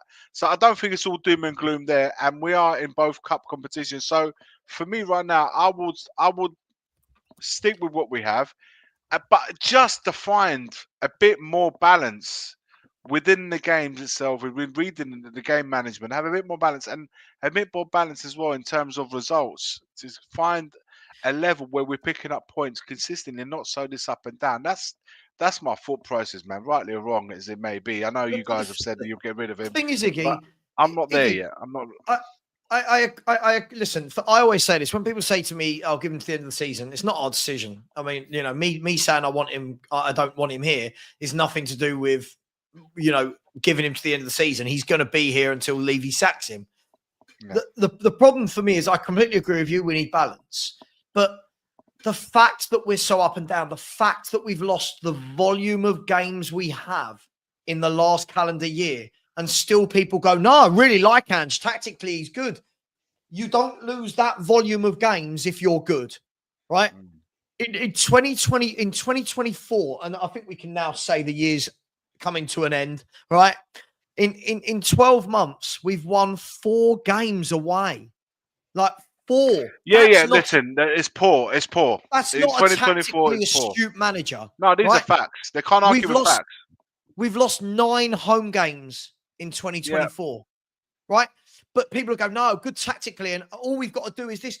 The whole thing needs to be fixed. And do you know what? Ben Kaufman put it brilliantly earlier. Said, "We've got a manager that's trying to reinvent the wheel whilst removing the nuts and bolts that hold the wheel together." And what he means by that is, you've taken away, you've got no defensive midfielder, you've got fullbacks not defending. You are removing the nuts and bolts that allow a team to function. But look, if I'm wrong, we'll see. But do you know what? I predicted we'd finish 7th this season. We're currently sitting in 7th. This is exactly why I don't rate him. This is what I thought we would do. Nothing has shocked me. It just shocks me that so many people love him off the basis of what he's done at Celtic, the same thing that Brendan Rodgers is doing, a manager that everyone collectively turned their noses up at that summer when we signed Ange. Look, Savva. Yeah. Iggy, you off? Yeah, I've got to shoot, mate. Thanks for coming on, man. No Take care of yourself. Big up, guys. Big up to everyone in the chat. Big up, Sav. Take care, guys. All the best. Take care. Look, let's try and look at it from another angle as well, because we have to, just to get us talking and everybody in the chat. If you look at them 4 games as well, all those 4 games when we're having most of the play again, and this is why it's so frustrating, isn't it? That, this is what did I say earlier, Savva? So close but so far, something like that. Yep. And then I look at it and I'm thinking, and then I'll go back to the summer transfer window. And it's just so disappointing that we just didn't bring in some more like ready now players, quality players, experienced players to really boost this team. And you never know, we could have got more points with those. I know it's one of those things you never know, but for me, I just look at that and I think there's a lot. Trust him. I get that, Savva. You don't trust him. I don't trust him either now. Would you give him another 200-300 million? No, I wouldn't. Not now. Not after what I've seen this season so far. I think in hindsight, it is, isn't it? It's in hindsight, Savva. I think you could give this man some of the best players out there, and he'd still play this suicidal inverted fullbacks, and we'd still get caught. That at the end of the day, that's just me. I would just love to know where this, this Draven in your chat. I'm not an Ange hater. I don't rate him. Can people please understand the difference between hate and not rating? I don't know the guy. Right, I just don't rate him as a football manager. He's done worse than AVB. Everyone wanted AVB out. Do you know what I mean? He's done worse than Tim Sherwood if we look at it in the last calendar year. But everyone hated Sherwood. But for some reason, Savva, can I say something quickly? People in the chat, it's not hating. It's just Savva's opinion, my opinion, Nigel's opinion on what we think. It's not hating. We've got a right to have our opinions, and that's how we see it. Exactly. Yeah. I just find at the moment with a lot of this possession thing, which gets brought up a lot, and I've said it before, I think we confuse possession with progression. And, as for, it's like if you weren't watching a Spurs game and someone said to you, oh, they drew 2-2 today, you don't really need to see the goals, do you? Because you know what goal we're going to score is going to be crossed into the back post. You know what goal we're going to concede. Pretty much, it's going to be crossed into the back post, Paro, whatever. It's it's just a bit boring now. I'm kind of at that point where I want to see something different. For me, I completely agree with you. This is why when people keep saying to me, I think we're really excited and play great football, I think it's so mundane. We have 10-minute spells every now and then, right? Where we put teams to the sword, and that's great. But in general, are we that good to watch? It's a lot of pointless possession between Romero and Van de Ven at the back. Pass. It's like, I don't know, man. Not for me. Look, we look at this. Look at these games. It's there's a slight couple of different games here. You see Man City there, where the centre backs are clearly sitting back. Fullback's still quite high though in that cup match. And then I made a mistake here the other day about the Galatasaray game because I thought we were playing with the high centre backs, but then if you look at the average positions in that game, they're quite back. But I think that's more due to Galatasaray. They really dominated, didn't they, that match? Is that right, guys? Did you see it like that? Do you think it was because I said we went to Galatasaray and we played the high line, the inverted fullbacks. But if you look at the average positions there, they're not that high. Can you see? I just think we're outclassed. Yeah, it probably is that. Like against the Man City one, like we said earlier. Which game are you referring to? Galatasaray. Galatasaray again. The manager just got all sorts of wrong. You don't go to. As I keep saying, we all looked at the 8 games we've got in Europe, and we all said toughest game out of that lot is Galatasaray away. And yet he goes there, plays 2 attacking midfielders, a high line, inverted fullbacks, makes 7 changes, and you're just thinking to yourself, what are you doing? As I said, so far in Europe, he's not impressed me. He's beaten 3 very weak teams, 2 just scraped through. And for me, I didn't think we were good against Roma, and we got schooled against Galatasaray. So far, the 2 decent teams he's played in Europe, he's failed against. Yes. For me. Yeah, well, for me as well. He's failed. He's failed massively. That Galatasaray game really got to me, that did. How he just turned up with that kind of attitude. Then again, he didn't change much until the second half and just let it all happen. We could have got slaughtered in that match. Do you remember the shots we conceded in that game? Was it like 28? Something like that? Absolutely. 28, shocking. Yeah. We made them look like world beaters, Galatasaray. We really did. And for that still bugs me today. Look, let's just run through these games again. Galatasaray was, we did not do well in that match. Look at us. We were completely dominated. If you look at the attacking momentum from Galatasaray. Man City at home. I mean, look, we didn't have a lot of attacking momentum in that game because we just sat and played on the counter and took our chances. That worked really well for us, and I wish Ange could do that more often. Aston Villa, quite a dominating performance as well, especially that second half. Palace, a little bit kind of equal there, guys. What do you think of that Palace match? I know we just really didn't turn up that day, but quite even on the attacking momentum. Yeah, I think this was just a poor performance all round, wasn't it? If we're going to be honest, I think the whole Palace game we never really got going. Another game where I thought he made diabolical substitutions. You know, he went to 4-4-2, put two big men up front, and then didn't instruct the team to cross the ball. Didn't lump it forward when we had 10 minutes to go to find a goal. Still kept passing it from the goalkeeper out to the centre halves. It was just a bad day, a terrible day at the office. Nigel, any more comments on those games there? No, completely agree with Savva. Yeah, the Crystal Palace game was just one of those games we didn't turn up. And that was really frustrating in the last 10 minutes, you know, seeing Romero just stick his foot on the ball and you're just thinking, just lump it forward, do something different. And that was a game when Van der Ven made the mistake, wasn't it, at the back? And they scored. We were trying to play it out from the back. Another game when you just think, sometimes just hit it long. If you're in trouble, just hit it long. It's another game where another manager has out-tacticked Ange, isn't it? Glasner. He put in a game plan that match and we didn't have an answer. But again, it's another team where if you look at, I'll tell you what, how many times this year have we played against teams that play three at the back? Right? And have we won any of them? I'm just asking, I don't know the answer, but I know that Crystal Palace played three at the back, couldn't break them down. Roma, three at the back. Roma looked very comfortable against us. Who else played three at the back? Somebody at Ipswich played three big centre halves and two wing backs. And again, you know, I just find it's just, listen, is Ange the worst manager in the world? No. Is he the most stubborn, rigid manager in the world? Possibly. But I can't speak for other teams' managers. But as a Spurs fan, nothing about him screams, yeah. Like when Harry was in charge at Spurs, when Harry Redknapp was in charge at Spurs, guys, I felt connected.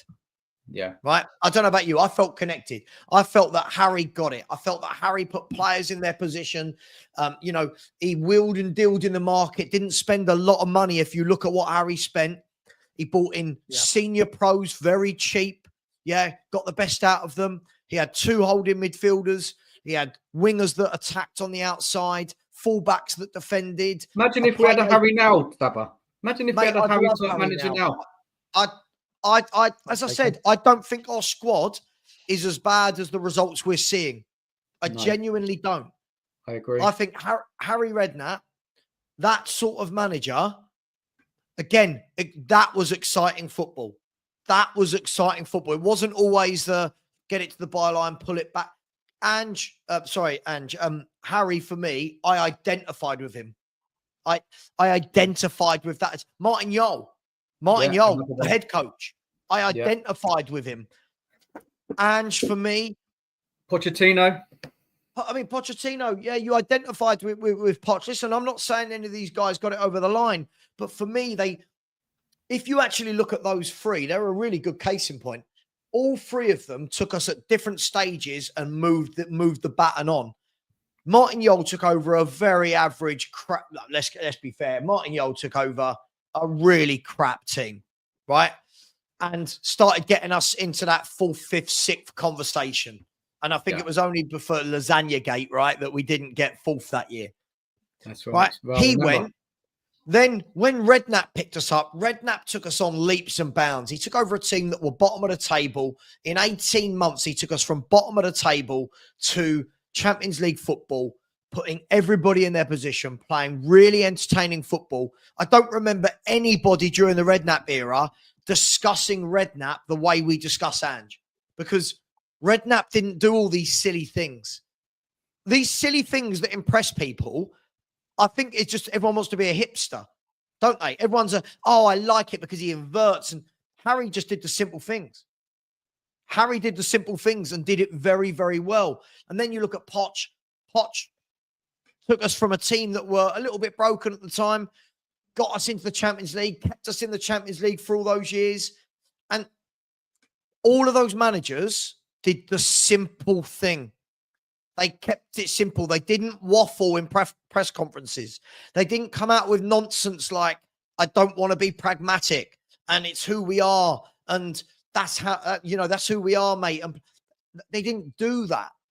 This manager, none of his press conferences make me go, yeah, you're switched on.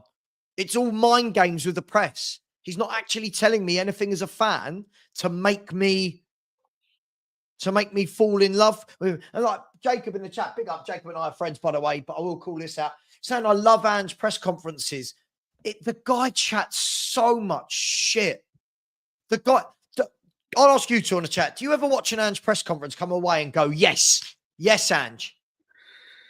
Well, I'm sick of listening to him now. Agreed. I'm just sick of listening to him. It's just excuses. Get the wins, Ange. Get us some momentum. Get some consistency. See, if he starts doing that, then I can, not get total on board, but at least respect it. If I can see Ange adjusted in games like against Fulham, like if you look at the Roma game, we're 2-1 up late on. Shut up shop, Ange. Get the 3 points. Yeah, things like that. Basic management things. If I can see things like that, then I may change my mind. But as it stands, we're failing. The system is failing. It's too inconsistent. But I mean, the Brighton game for me summed up everything. The Brighton game summed up everything. Ange, we've gone from 2-0 up. You've gone to 2-1 immediately after the first half. Doesn't change anything. You've gone to 2-2 5 minutes later. Doesn't change anything.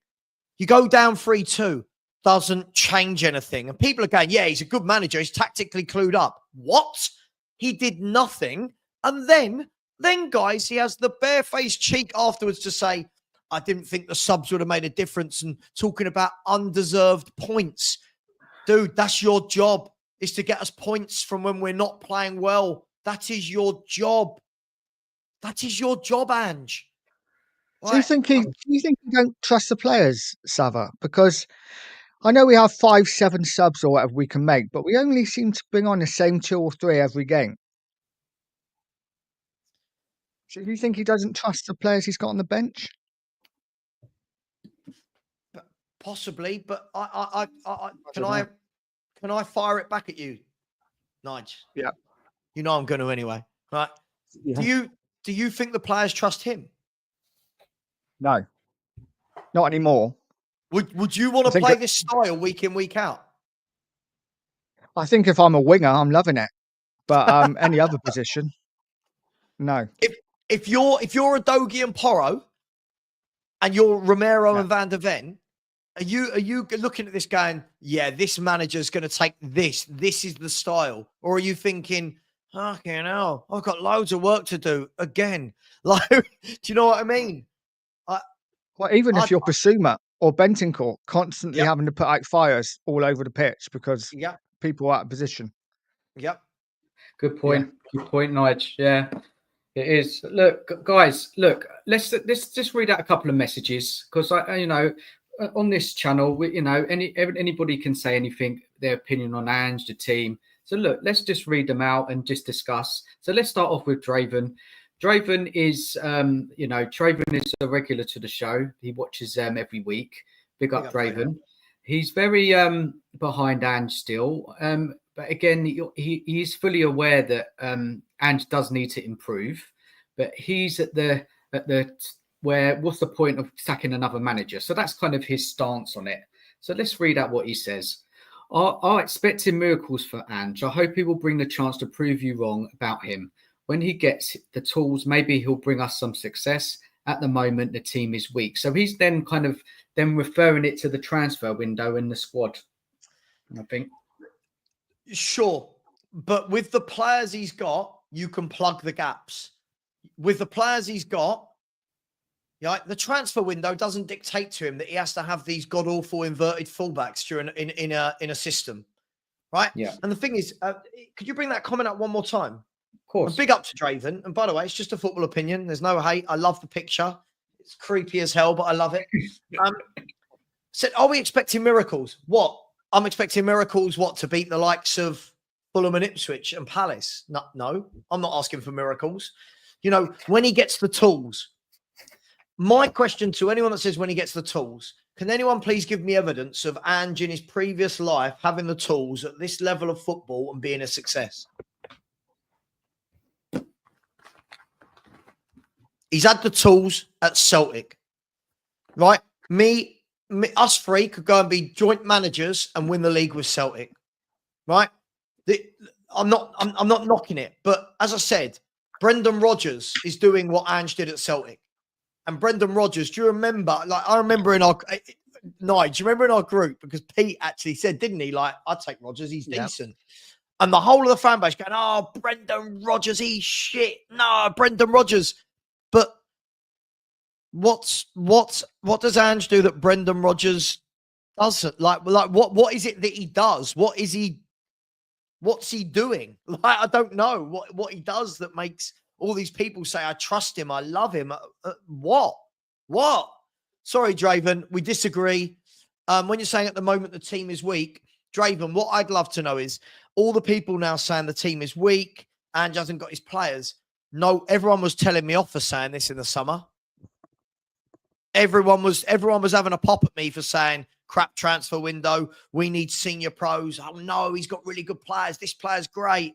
This player gets into that team. This player you can't upgrade on.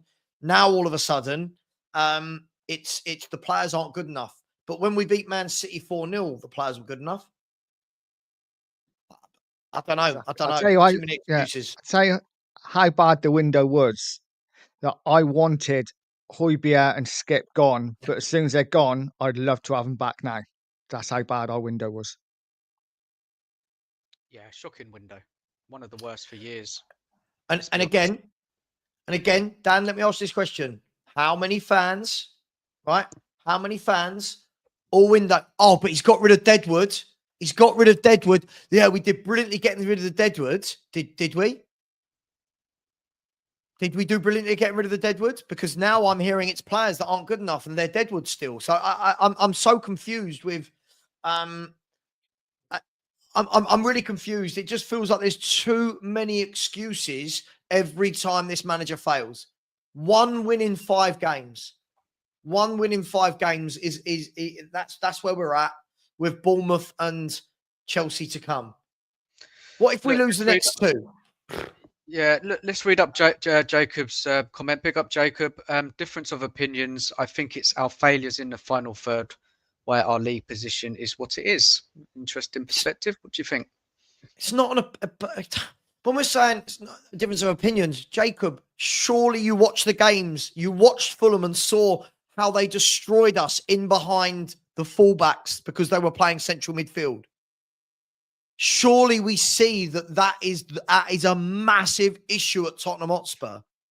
Every team can say, yeah, we need to score more goals. Every team. But we've got the opportunity to tighten it up at the back, and he doesn't. I just look, Jacob and Jacob and I are mates, but we very much disagree on Ange. For me, Ange just says he's the hipster's choice. Yeah. Ange has done nothing in the world of football and is loved, and I don't know why. I just don't get it. Yeah, look, if Jacob's about, he can jump on if he wants. I haven't got his number, but if Savva, you can ask him if he wants, if he's still around. It'll be good. Look, okay, let's move on to the next forthcoming games now. Let's take this off the screen. Look, let's look ahead. We got a big game on Thursday away to Bournemouth. Look, for me, I just don't know where we're going to get that next win. Don't know where it's coming. I just can't see it at the moment. It's just, I mean, they're tough games. Bournemouth, they've put some good results at home this season. They've beaten City, they've beaten Arsenal. They're Areola, I really respect him as a manager. He's doing really well with them with such a tight budget as well. He's getting them playing. They've got that player. Was it Semedo? Is he a striker? I think he's just played really well this season in a lot of people's fantasy team. Yeah, is he a winger? Is he Savva? Yeah, he's a winger. He's a winger. Yeah, I just see him always scoring, assisting. So it's going to be a real tough game. What is Nigel? What's your thoughts on the Bournemouth game? I don't fancy us at all. But A, because we're away from home. B, Bournemouth really good at home. Well, they've lost a few at home, but they're good under the lights. They've already beaten City and Arsenal at home. I just think it's a really tough game. It wouldn't surprise me if we lost. It wouldn't surprise me if we won. But if you're gonna, ask me outright, I would say I'm expecting us to lose. I want us to win, of course, but I think it's gonna be a tough game. And Savva, how do you think Ange is going to set up for that game? Exactly the same as he does every other game. He does. There's no this manager he's got no different way of playing. Look, I think, as I said to you, I think we're going to win one of the two games because it's what we do. We kind of, we pull out a draw, we pull out a game and then we lose, or we win this game and then we lose. And look, if we're as good as everyone says we are, we go and get 6 points from the next two games. If we're as good as everyone says we are, right? I don't know. I don't think we are. Listen, I'm at the stage where I'd take a point against Bournemouth. That's where we're at. I'm at the stage where I'd take a point against Bournemouth because I just think they're going to want it more. They're going to overpower us. I don't know. Look, I've got the last 4 games wrong. Whether I said we'd win or lose the game, I've got it wrong. I genuinely don't know, guys. I genuinely don't know what Tottenham are anymore. I don't know. This manager, again, people love him. He's made me feel so disconnected from what are we as a football club. I don't know. That's the thing, though, isn't it? You wouldn't be surprised as a Spurs fan if we won our next 2, but you wouldn't be surprised if we lost our next 2. You just don't know what Spurs are going to turn up. I have no confidence of winning either games. Zero confidence. I'm sorry. It's getting worse. It really is. Unless Ange adjusts and changes that up like he did against City, it's going to be very hard for us to get anything with those inverted fullbacks, with all that space left in behind. It's scary, honestly. It's scary against both teams. But I agree with Nige. It's the sort of thing it's the sort of thing where you go, Spurs one day, you go, yeah, I can see that. Someone goes, Spurs lost today. Yeah, I can see that as well. Like, I genuinely don't know. We're not in any sort of winning form, losing form. We've got no consistency. I don't know what to predict anymore for Tottenham games. My heart says we should be beating Bournemouth. My head says, I said that against Fulham, Ipswich, Leicester, Palace. I don't know. But again, I'll ask you this question. If he doesn't win either of these 2 games and we are 1 win from 7, again, what is then the new excuse going to be from everybody? Well, the new excuse will be, Savva will be that Bournemouth are a good team. And, we ain't got any God-given rights to beat Bournemouth away, especially when they beat the likes of Arsenal and City. That's what it will be, Savva. Sorry, I can see it coming. Well, let's have a look as well. I'll tell you what makes this really interesting. If you look at, let's look at the Premier League, right? If we look at the Chelsea. Should I get the table up, Nige? So Chelsea have got Southampton and then us, right? They're 5 points clear of us, Chelsea. And I was told all summer that Chelsea are crap and we're much better than them. If we don't win either of our next 2 games, right, we could be 11 points behind Chelsea after 15 games. Which that after this week to Thursday, Savva, did you say? Oh no, by Sunday. By Sunday, okay. Right. Listen, we could be above them if they lose both and we win both. But if we don't win either of the games and Chelsea beat Southampton tomorrow, I think Chelsea are playing Southampton tomorrow. Sure will. Here we go, Chelsea. Yeah, Chelsea are playing Southampton on the 4th tomorrow. If they beat Southampton and then come to the lane and beat us, they could be 11 points clear of Tottenham after 15 games in the Premier League. And I was told that Maresca's crap, Chelsea are crap. We've got better players. We've got a better manager. And, so I just want to see the excuses. We could be 9 points off of top 4 by Sunday night. And I think if we get 9 to 10 points off of top 4, I then think Levy starts talking about pulling the trigger because that's his Champions League money. Yeah. Okay. Look, let's just have a look a bit about Bournemouth. It's just have you been? Has any of you guys been watching Bournemouth this season? Have you watched any of their last few games? How have they been playing? Anyone know? Very I've got nice their football. results. They lost, didn't they, against Brighton at home? I think that was it. Their last game. No, so Yeah. Bournemouth beat Wolverhampton at the weekend Right. away from Game home before that. 4-2. Before that, you're right. They did go to Bournemouth. No, they lost at home to Brighton, which Brighton are a good Yeah. team. You know, it can Yeah. happen. That's not. I don't know how the game went, but there you go. Then they went to Brentford and lost before that, and then the game before that, and this was at the 2nd of November. They beat Man City at home, and the final game I'm going to discuss is they drew to Villa away. So look, mixed bag of results there, but it does show you on their day, Bournemouth, they can win. They can win, and I think they can beat us if we don't set up right and we don't have the right attitude, and the players are not up for it. It could be a long old evening. I just don't know. I don't know. Listen, I'm not even predicting us to lose. I don't know anymore. I don't, guys. I don't. I said, like, it's funny because I've got Roma. I said we'd win 3-1. Fulham. I said we'd win 3-1, and Ipswich. I said we'd win 4-0. We didn't win any of those games. Man City. I said we'd lose. We won. Like I genuinely don't know what to predict for Tottenham anymore. We could go to Bournemouth and win 3-0. Right? We could go to Bournemouth and lose 3-0. But for me, if he loses both Bournemouth, I don't think we will. But if he loses both Bournemouth and Chelsea, he's got to go. Surely he's got to go if we lose both those games.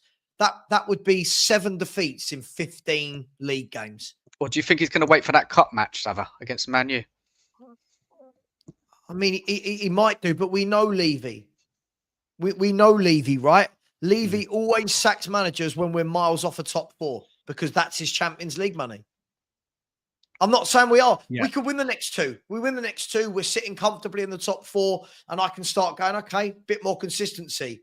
But I just have no. I don't know. I just don't know what we are. For 18 months into his tenure, I don't know what we are as a team. Can anyone define us in a positive manner of what we are as a team? I'll ask everyone in your chat. Yeah, ask everyone in the chat, anybody who can come up with something to help us, because I like yourself, Savva. I want him gone. The sooner the better, to be honest. We just need a sensible manager to come in who can set this team up better. A sensible manager. Look, even if we do get a sensible manager in, it doesn't mean we're going to win the league or even win a cup. But what it will give you some defensive stability, give us more chance to win games, get us up that league, and make some progression. Simple for me. But look, we'll see what happens. So look, like yourself, Savva, predictions, I've given up predicting. I don't want to predict anymore. I gave that up a few weeks ago because you just can't. You can't with this team at the moment. So look, just quick predictions on that game, both of you. Bournemouth. Do predictions. Quick prediction. Nice. No predictions. But let's just do it anyway, just for the hell of it. Go on, guys. Predictions for that. 1-1. 1-1. I'm not doing it. I don't know. I'm not doing it. I don't know. I genuinely don't know, and I don't know what to say. Say we lose and we might win. Yeah. Listen. I just want a sensible manager. I feel like this experiment. I feel like Spurs are in a social experiment. That's what I feel we are at the moment. I feel like Ange hasn't got Spurs' best interests at heart, but his own social experiment of this is how I play. I don't know what the score is going to be. I don't know. I don't know. If I sit here and say Spurs will win, probably won't. If I sit here and say Spurs will lose, people will make videos about me when we win. Like I don't know what to say about this club anymore. I don't. And that's why I said, Savva, look, in a footballing perspective, is there any way that we can beat Bournemouth? Let's look at it like that. Of course. We could go there and win 3-0. We could also go there and lose 3-0, Dan. This is the problem with Tottenham. Yeah. I've just literally predicted 3 home wins. And in those 3 home wins where we haven't won one of them, I predicted 10 goals for and 2 against. and we didn't win one of them. How can you not win a single game amongst Fulham, Ipswich, and Roma, who are awful at home? When? Like, how are we? Yeah. It beggars belief. And then people go, yeah, he's a good manager. Is he? Is he? I don't know. We'll see. Well, but Nige, in a footballing perspective, how can we beat Bournemouth? Take aside all the inconsistencies and unpredictabilities. What do you think? Is there any way that we can do it? Absolutely. I mean, yeah, we can beat them if we didn't play such a high line. Maybe if we didn't invert the fullbacks. Maybe if we only inverted one fullback. I think Bournemouth are more than beatable. Of course, we're Tottenham, but just the way we're playing, you just don't know. Romero's back. Yeah. Solanke might be back. Is that Yeah, going I'd to expect change all them to be back. anything to the team? Is Romero back tomorrow? Is Romero back? Oh, I've heard he is, but it's not guaranteed. We'll find out, won't we? Hang on. Leicester City are 2-0 up against West Ham. Let's talk about their manager. That's a manager terrible. who's surely going to be getting the tic-tac in the next few days. What do you think of that manager, Savva? I never heard what your thoughts on that, Lopetegui. I never understood it. I think West Ham had a good window, brought in some good footballers, and they look awful. I didn't think he did a good job at Wolves. I don't know where he's really done a good job. And listen, I think the West Ham fans are going to get him out. He's going to be out, isn't he? They're not going to settle for this. They're not going to settle for it. But with Romero back, guys, is that even a plus at this stage? I mean, our issue hasn't been at centre half in the last 3 or 4 games, is it? No, it hasn't. And I wouldn't. No. I wouldn't drop the centre backs as how they are right now, because I think they've been okay. I think they're not been the reason why we've been not getting results. It's been the system. It's the system. Yeah, for me, I think. Yeah, and that's not changing. Okay. Look, let's move on to the Chelsea match. I mean, this could be a dreadful day, honestly. I mean, our history of playing Chelsea in the Premier League, full stop, is not the best at times. We're coming up against the Chelsea team now. We're coming into a bit of form, getting a bit of consistency themselves. They're a bit quiet. You're not hearing a lot of noise from the Chelsea fans, and they're picking up results. Savva, what's your thoughts on Chelsea right now? Well, if we go back to the first 10 games of last season where Chelsea were diabolical and Tottenham were brilliant, let's have a look at the two clubs' fortunes since then. Do you know the point swing is nearly 21 points? I think it's 20 or 21 points in the last calendar year. Chelsea have got more than us. And what I like about Chelsea, and I know we're not meant to like, I don't mean them as a club. What I like about their manager and their style of play, said this on my show earlier. Chelsea, again, the manager's not trying to reinvent the wheel, right? He's got fullbacks that actually play at fullback and overlap the wingers. He's got wingers that stay out wide and beat a man. He's got a playmaker playing in playmaker. He's got two holding midfielders. They're different holding midfielders, but he's got Enzo Fernandez and Caicedo, one who gets on the ball more in terms of Enzo, Caicedo who does more of the hard work. And they've got Nicholas Jackson, a guy that stays up front. Again, sensible, simplistic tactics. Everybody in the right position. Do the right thing. And by the way, have you seen how young Chelsea's team is? Yeah. Right? People talk about our team being young. They've got so many players, 23 and under, in their starting 11. That is a manager where I look at and I go, I like what you're doing. He's not trying to overcomplicate things. And for me, that's the difference between him and Ange. Ange wants to play square pegs in round holes. Maresca's playing square pegs in square holes, right?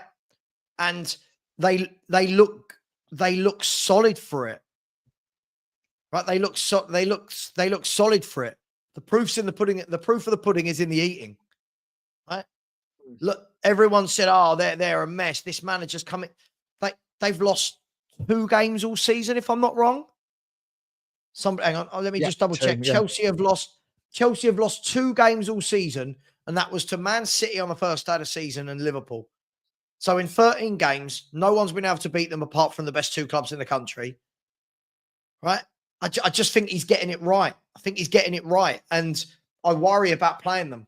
I really worry about playing them because Cole Palmer, if ever you don't want a team to play against Spurs right now and the inverted fullbacks, surely it's Pedro Neto and Jadon Sancho being fed in by Cole Palmer. Surely that is just the worst nightmare to play against these tactics. But who knows? Does the Spurs that battered Man City turn up? Does the Spurs that lost to Ipswich? I don't know, mate. I just don't know. It's who we are. It's who we are. Let's look at Chelsea's recent results. I mean, going back to the 10th of November, they drew against Arsenal. They went to Leicester and won. They've also thrashed Aston Villa at home. They're in some form right now. They're not losing. They're getting better as the side. season goes on. Yeah, they're a good side. I mean, I've got a good friend who actually works for Chelsea, and I like to rib him a bit, and I've been ribbing him for the last couple of years because they haven't been the best. But he spoke to me like last week, and he's usually quite coy with what's going on at Chelsea, but he was very much like, something's happening here. He goes, this is the best I've seen it for years. And, he was there when Mourinho was there. So yeah, when he says that, you start to think, okay, Chelsea might be onto something now. And our form against Chelsea is shocking. But again, we couldn't be surprised that we could win, isn't it, Savva? Like you said, you think we're going to get one win out of these two? I think we'll win one of them. I think more likely is that we beat Bournemouth. But listen, we might get 6 points. So we're all sitting here scratching our heads going, I just don't understand Spurs. But Chelsea, for me, have, again, I can't keep saying it. They are, it should have been 3-0. Leicester should have been 3-0.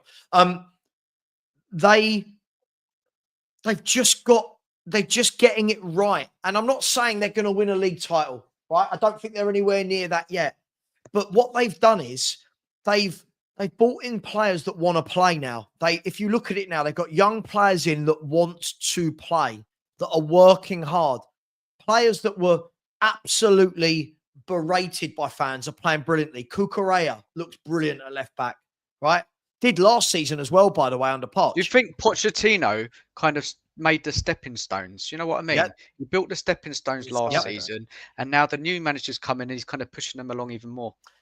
Sure, because Pochettino actually, in the last 28 games of last season, only Arsenal and Man City took more points than Chelsea.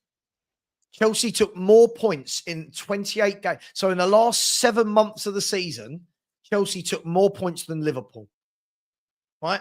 And everyone was going, oh, they're crap. No, Chelsea had a terrible start. And Chelsea, at some games last season, had 15 to 16 first-team injuries. So when we're going, oh, my God, Fikario and Van de Ven and Romero are out. All right, cool. Well, them over there, they've got 16 first-team injuries out, and they're going like that. For a year, they've been on this upward trajectory.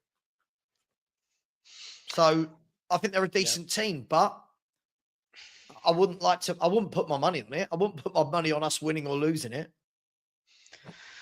Oh, guys, look, can we read Lena's comment? And then I think, Savva, you said you got to jump, haven't you?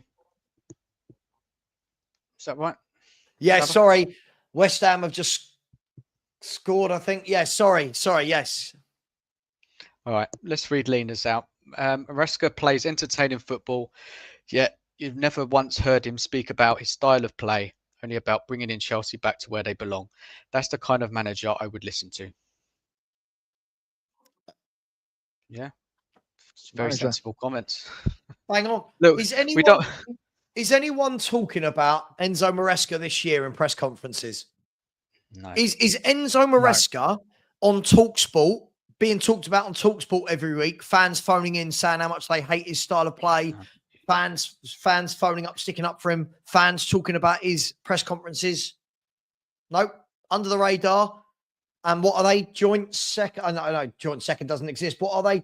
They're level on points with Arsenal. Yeah. Look, I don't like all this Chelsea loving, but look, as football conversation goes, you can't you can't look away from it. And we're playing them at the weekend. And it's going to be a massive test for us, really massive test against Ange's chaotic football. Ange's chaotic football can get you results, but can also you could also lose. So it's going to be an interesting matchup. Is our chaos going to cause Chelsea enough problems? I mean, Chelsea's defence is not perfect, but look, they're doing well, and for me, I think Chelsea will have enough to beat us. They've just got more quality in all areas of the pitch. Forward line, they can bring off 3 forwards, bring another top quality on. And look, and we can't deny that the investment in Chelsea is just on another level to us. I mean, we would love to have that level of investment, but it is what it is. It is. But the Yeah. funny thing is, Dan, if you actually look at it, let's have a look at the players that they've bought. Yes, they've had to pay a lot for them, but none of the players they've bought here were worldies when they went and got them. You know, back in the day when they went and bought a Ballack. Yeah, it's different now, isn't it? Slightly different. Yeah. Let's have a look at their last team lineup, right? Let's have a look at Chelsea's last game when they beat Villa 3-0, right? So they bought Cucurella, people were saying was crap. Colwell's come through the youth team. Fofana was from Leicester, right? Lavia, a youngster from Southampton who had barely any games underneath him. Fernandez was 20, 21 when they signed him. Caicedo had like 1 or 2 years at Brighton. Neto from Wolves. Palmer wasn't getting a game at Man City. Sancho, who's been in and out for the last 3 or 4 years. Everyone's told me Nicholas Jackson's crap. There's no one there they've bought that's a world beater. Now, Palmer, for example, could go on to be, but no one there. It's not like back in the day, right? Where we go, oh, Chelsea have signed the stars, the world-class players, to keep their title push going. It's different. You look at it. See, they buy people like Cole Palmer. We buy people like Odegaard.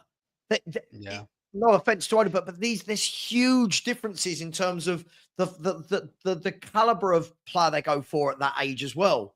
They went for a really hyped up, talked about youngster that wasn't getting game time. We went for Odegaard, who was playing for Burnley, hardly doing anything, and we've now gone, oh yeah, he'll do. So look, it is what it is. I've talked loads, so apologies. Spurs frustrate me. Oh dear. Look. I don't know what to say. It's quite exhausting, isn't it?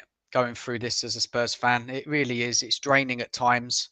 And big up to everybody, yourself, Savva, Nige, other YouTubers, everybody in the chat, keep talking about it, because it is very draining and it's exhausting being a Spurs fans. All we want is success. We want to win something. It's been far too long. And there's just so many question marks about this season. What's going to happen? Well, look, we're still in the cup competitions. Do I have any confidence that we'll win one of those cups? No, I don't. Not with this chaotic football from Ange. Not with Ange not adjusting in games week to week. I just can't see how it happens. The only way it will happen is by fluke. Fluke. Can I ask you a We're just question? not stable enough. Can I ask you guys a question? I know we keep trying to end the show. If right now Maresca knocks on your door, let's just say Spurs are happy to pay 50 million. You're a player. I don't know. You're a winger. You're a centre mid, fullback, whatever. Ange knocks on your door. Maresca knocks on your door. Both clubs are going to pay the same salary. Where are you going?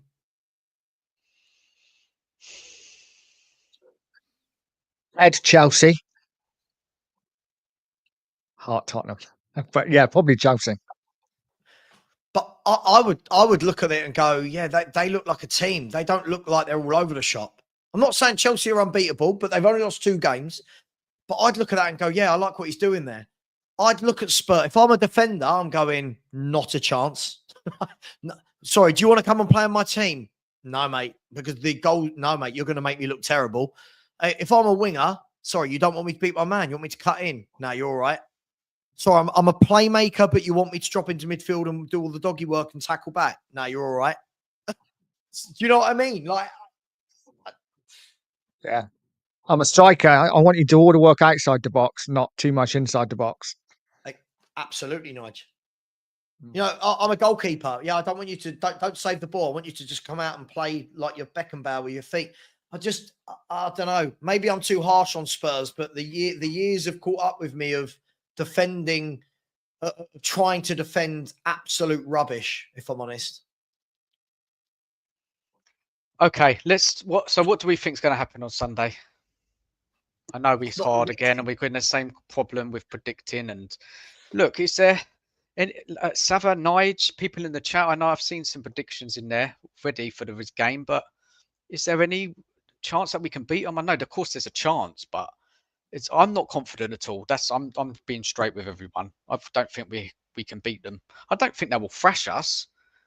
I think it'll be a tight match, an open match, but I just can't see how we can beat them right now, unless we just have one of those off games, which is just like against City, where we just surprise us. I don't know.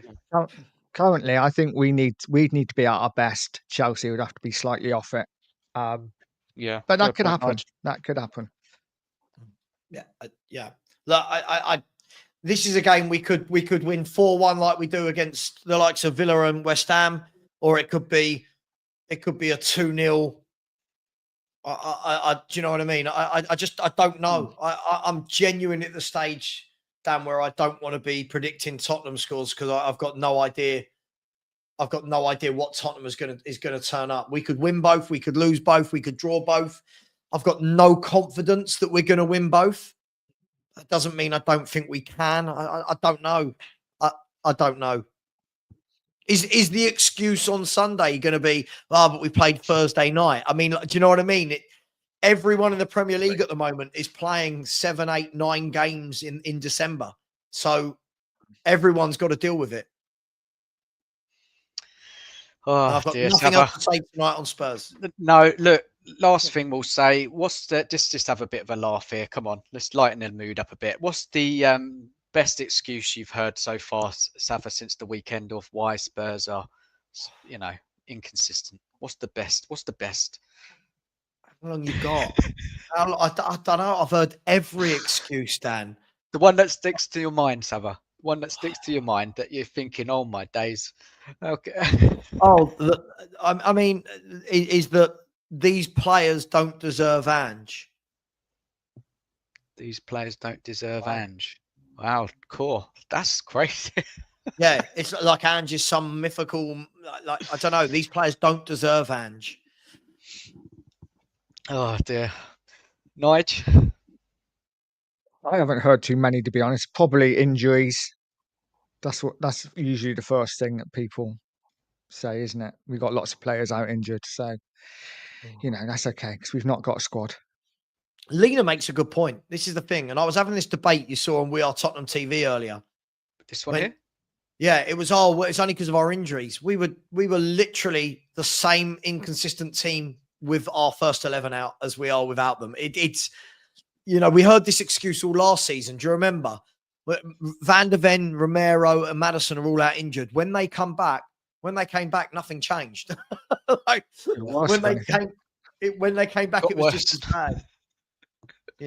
But anyway, I heard that, Nige. That's me. I need to go in a minute, guys. Look, That's yeah, me. let's shut the show down. Look, Savva, thank you so much for coming on. It's the first time on the show Beyond the Lane. Hope you'll come back again in the new year. Big up to everybody in the chat. I have to say a massive thank you for everybody who's subscribed, liked. Please go over to Nige as well and do the same. That would be much appreciated. Please go and subscribe to Savva as well if you haven't. And look, guys, there'll be another game coming in a couple of days. Who knows what's going to happen? Nobody knows. But look, we'll be back to discuss it all. So look, big thank you to everybody who's watched tonight. And look, final, come on, you Spurs. Take care, everyone. Good night. Cheers.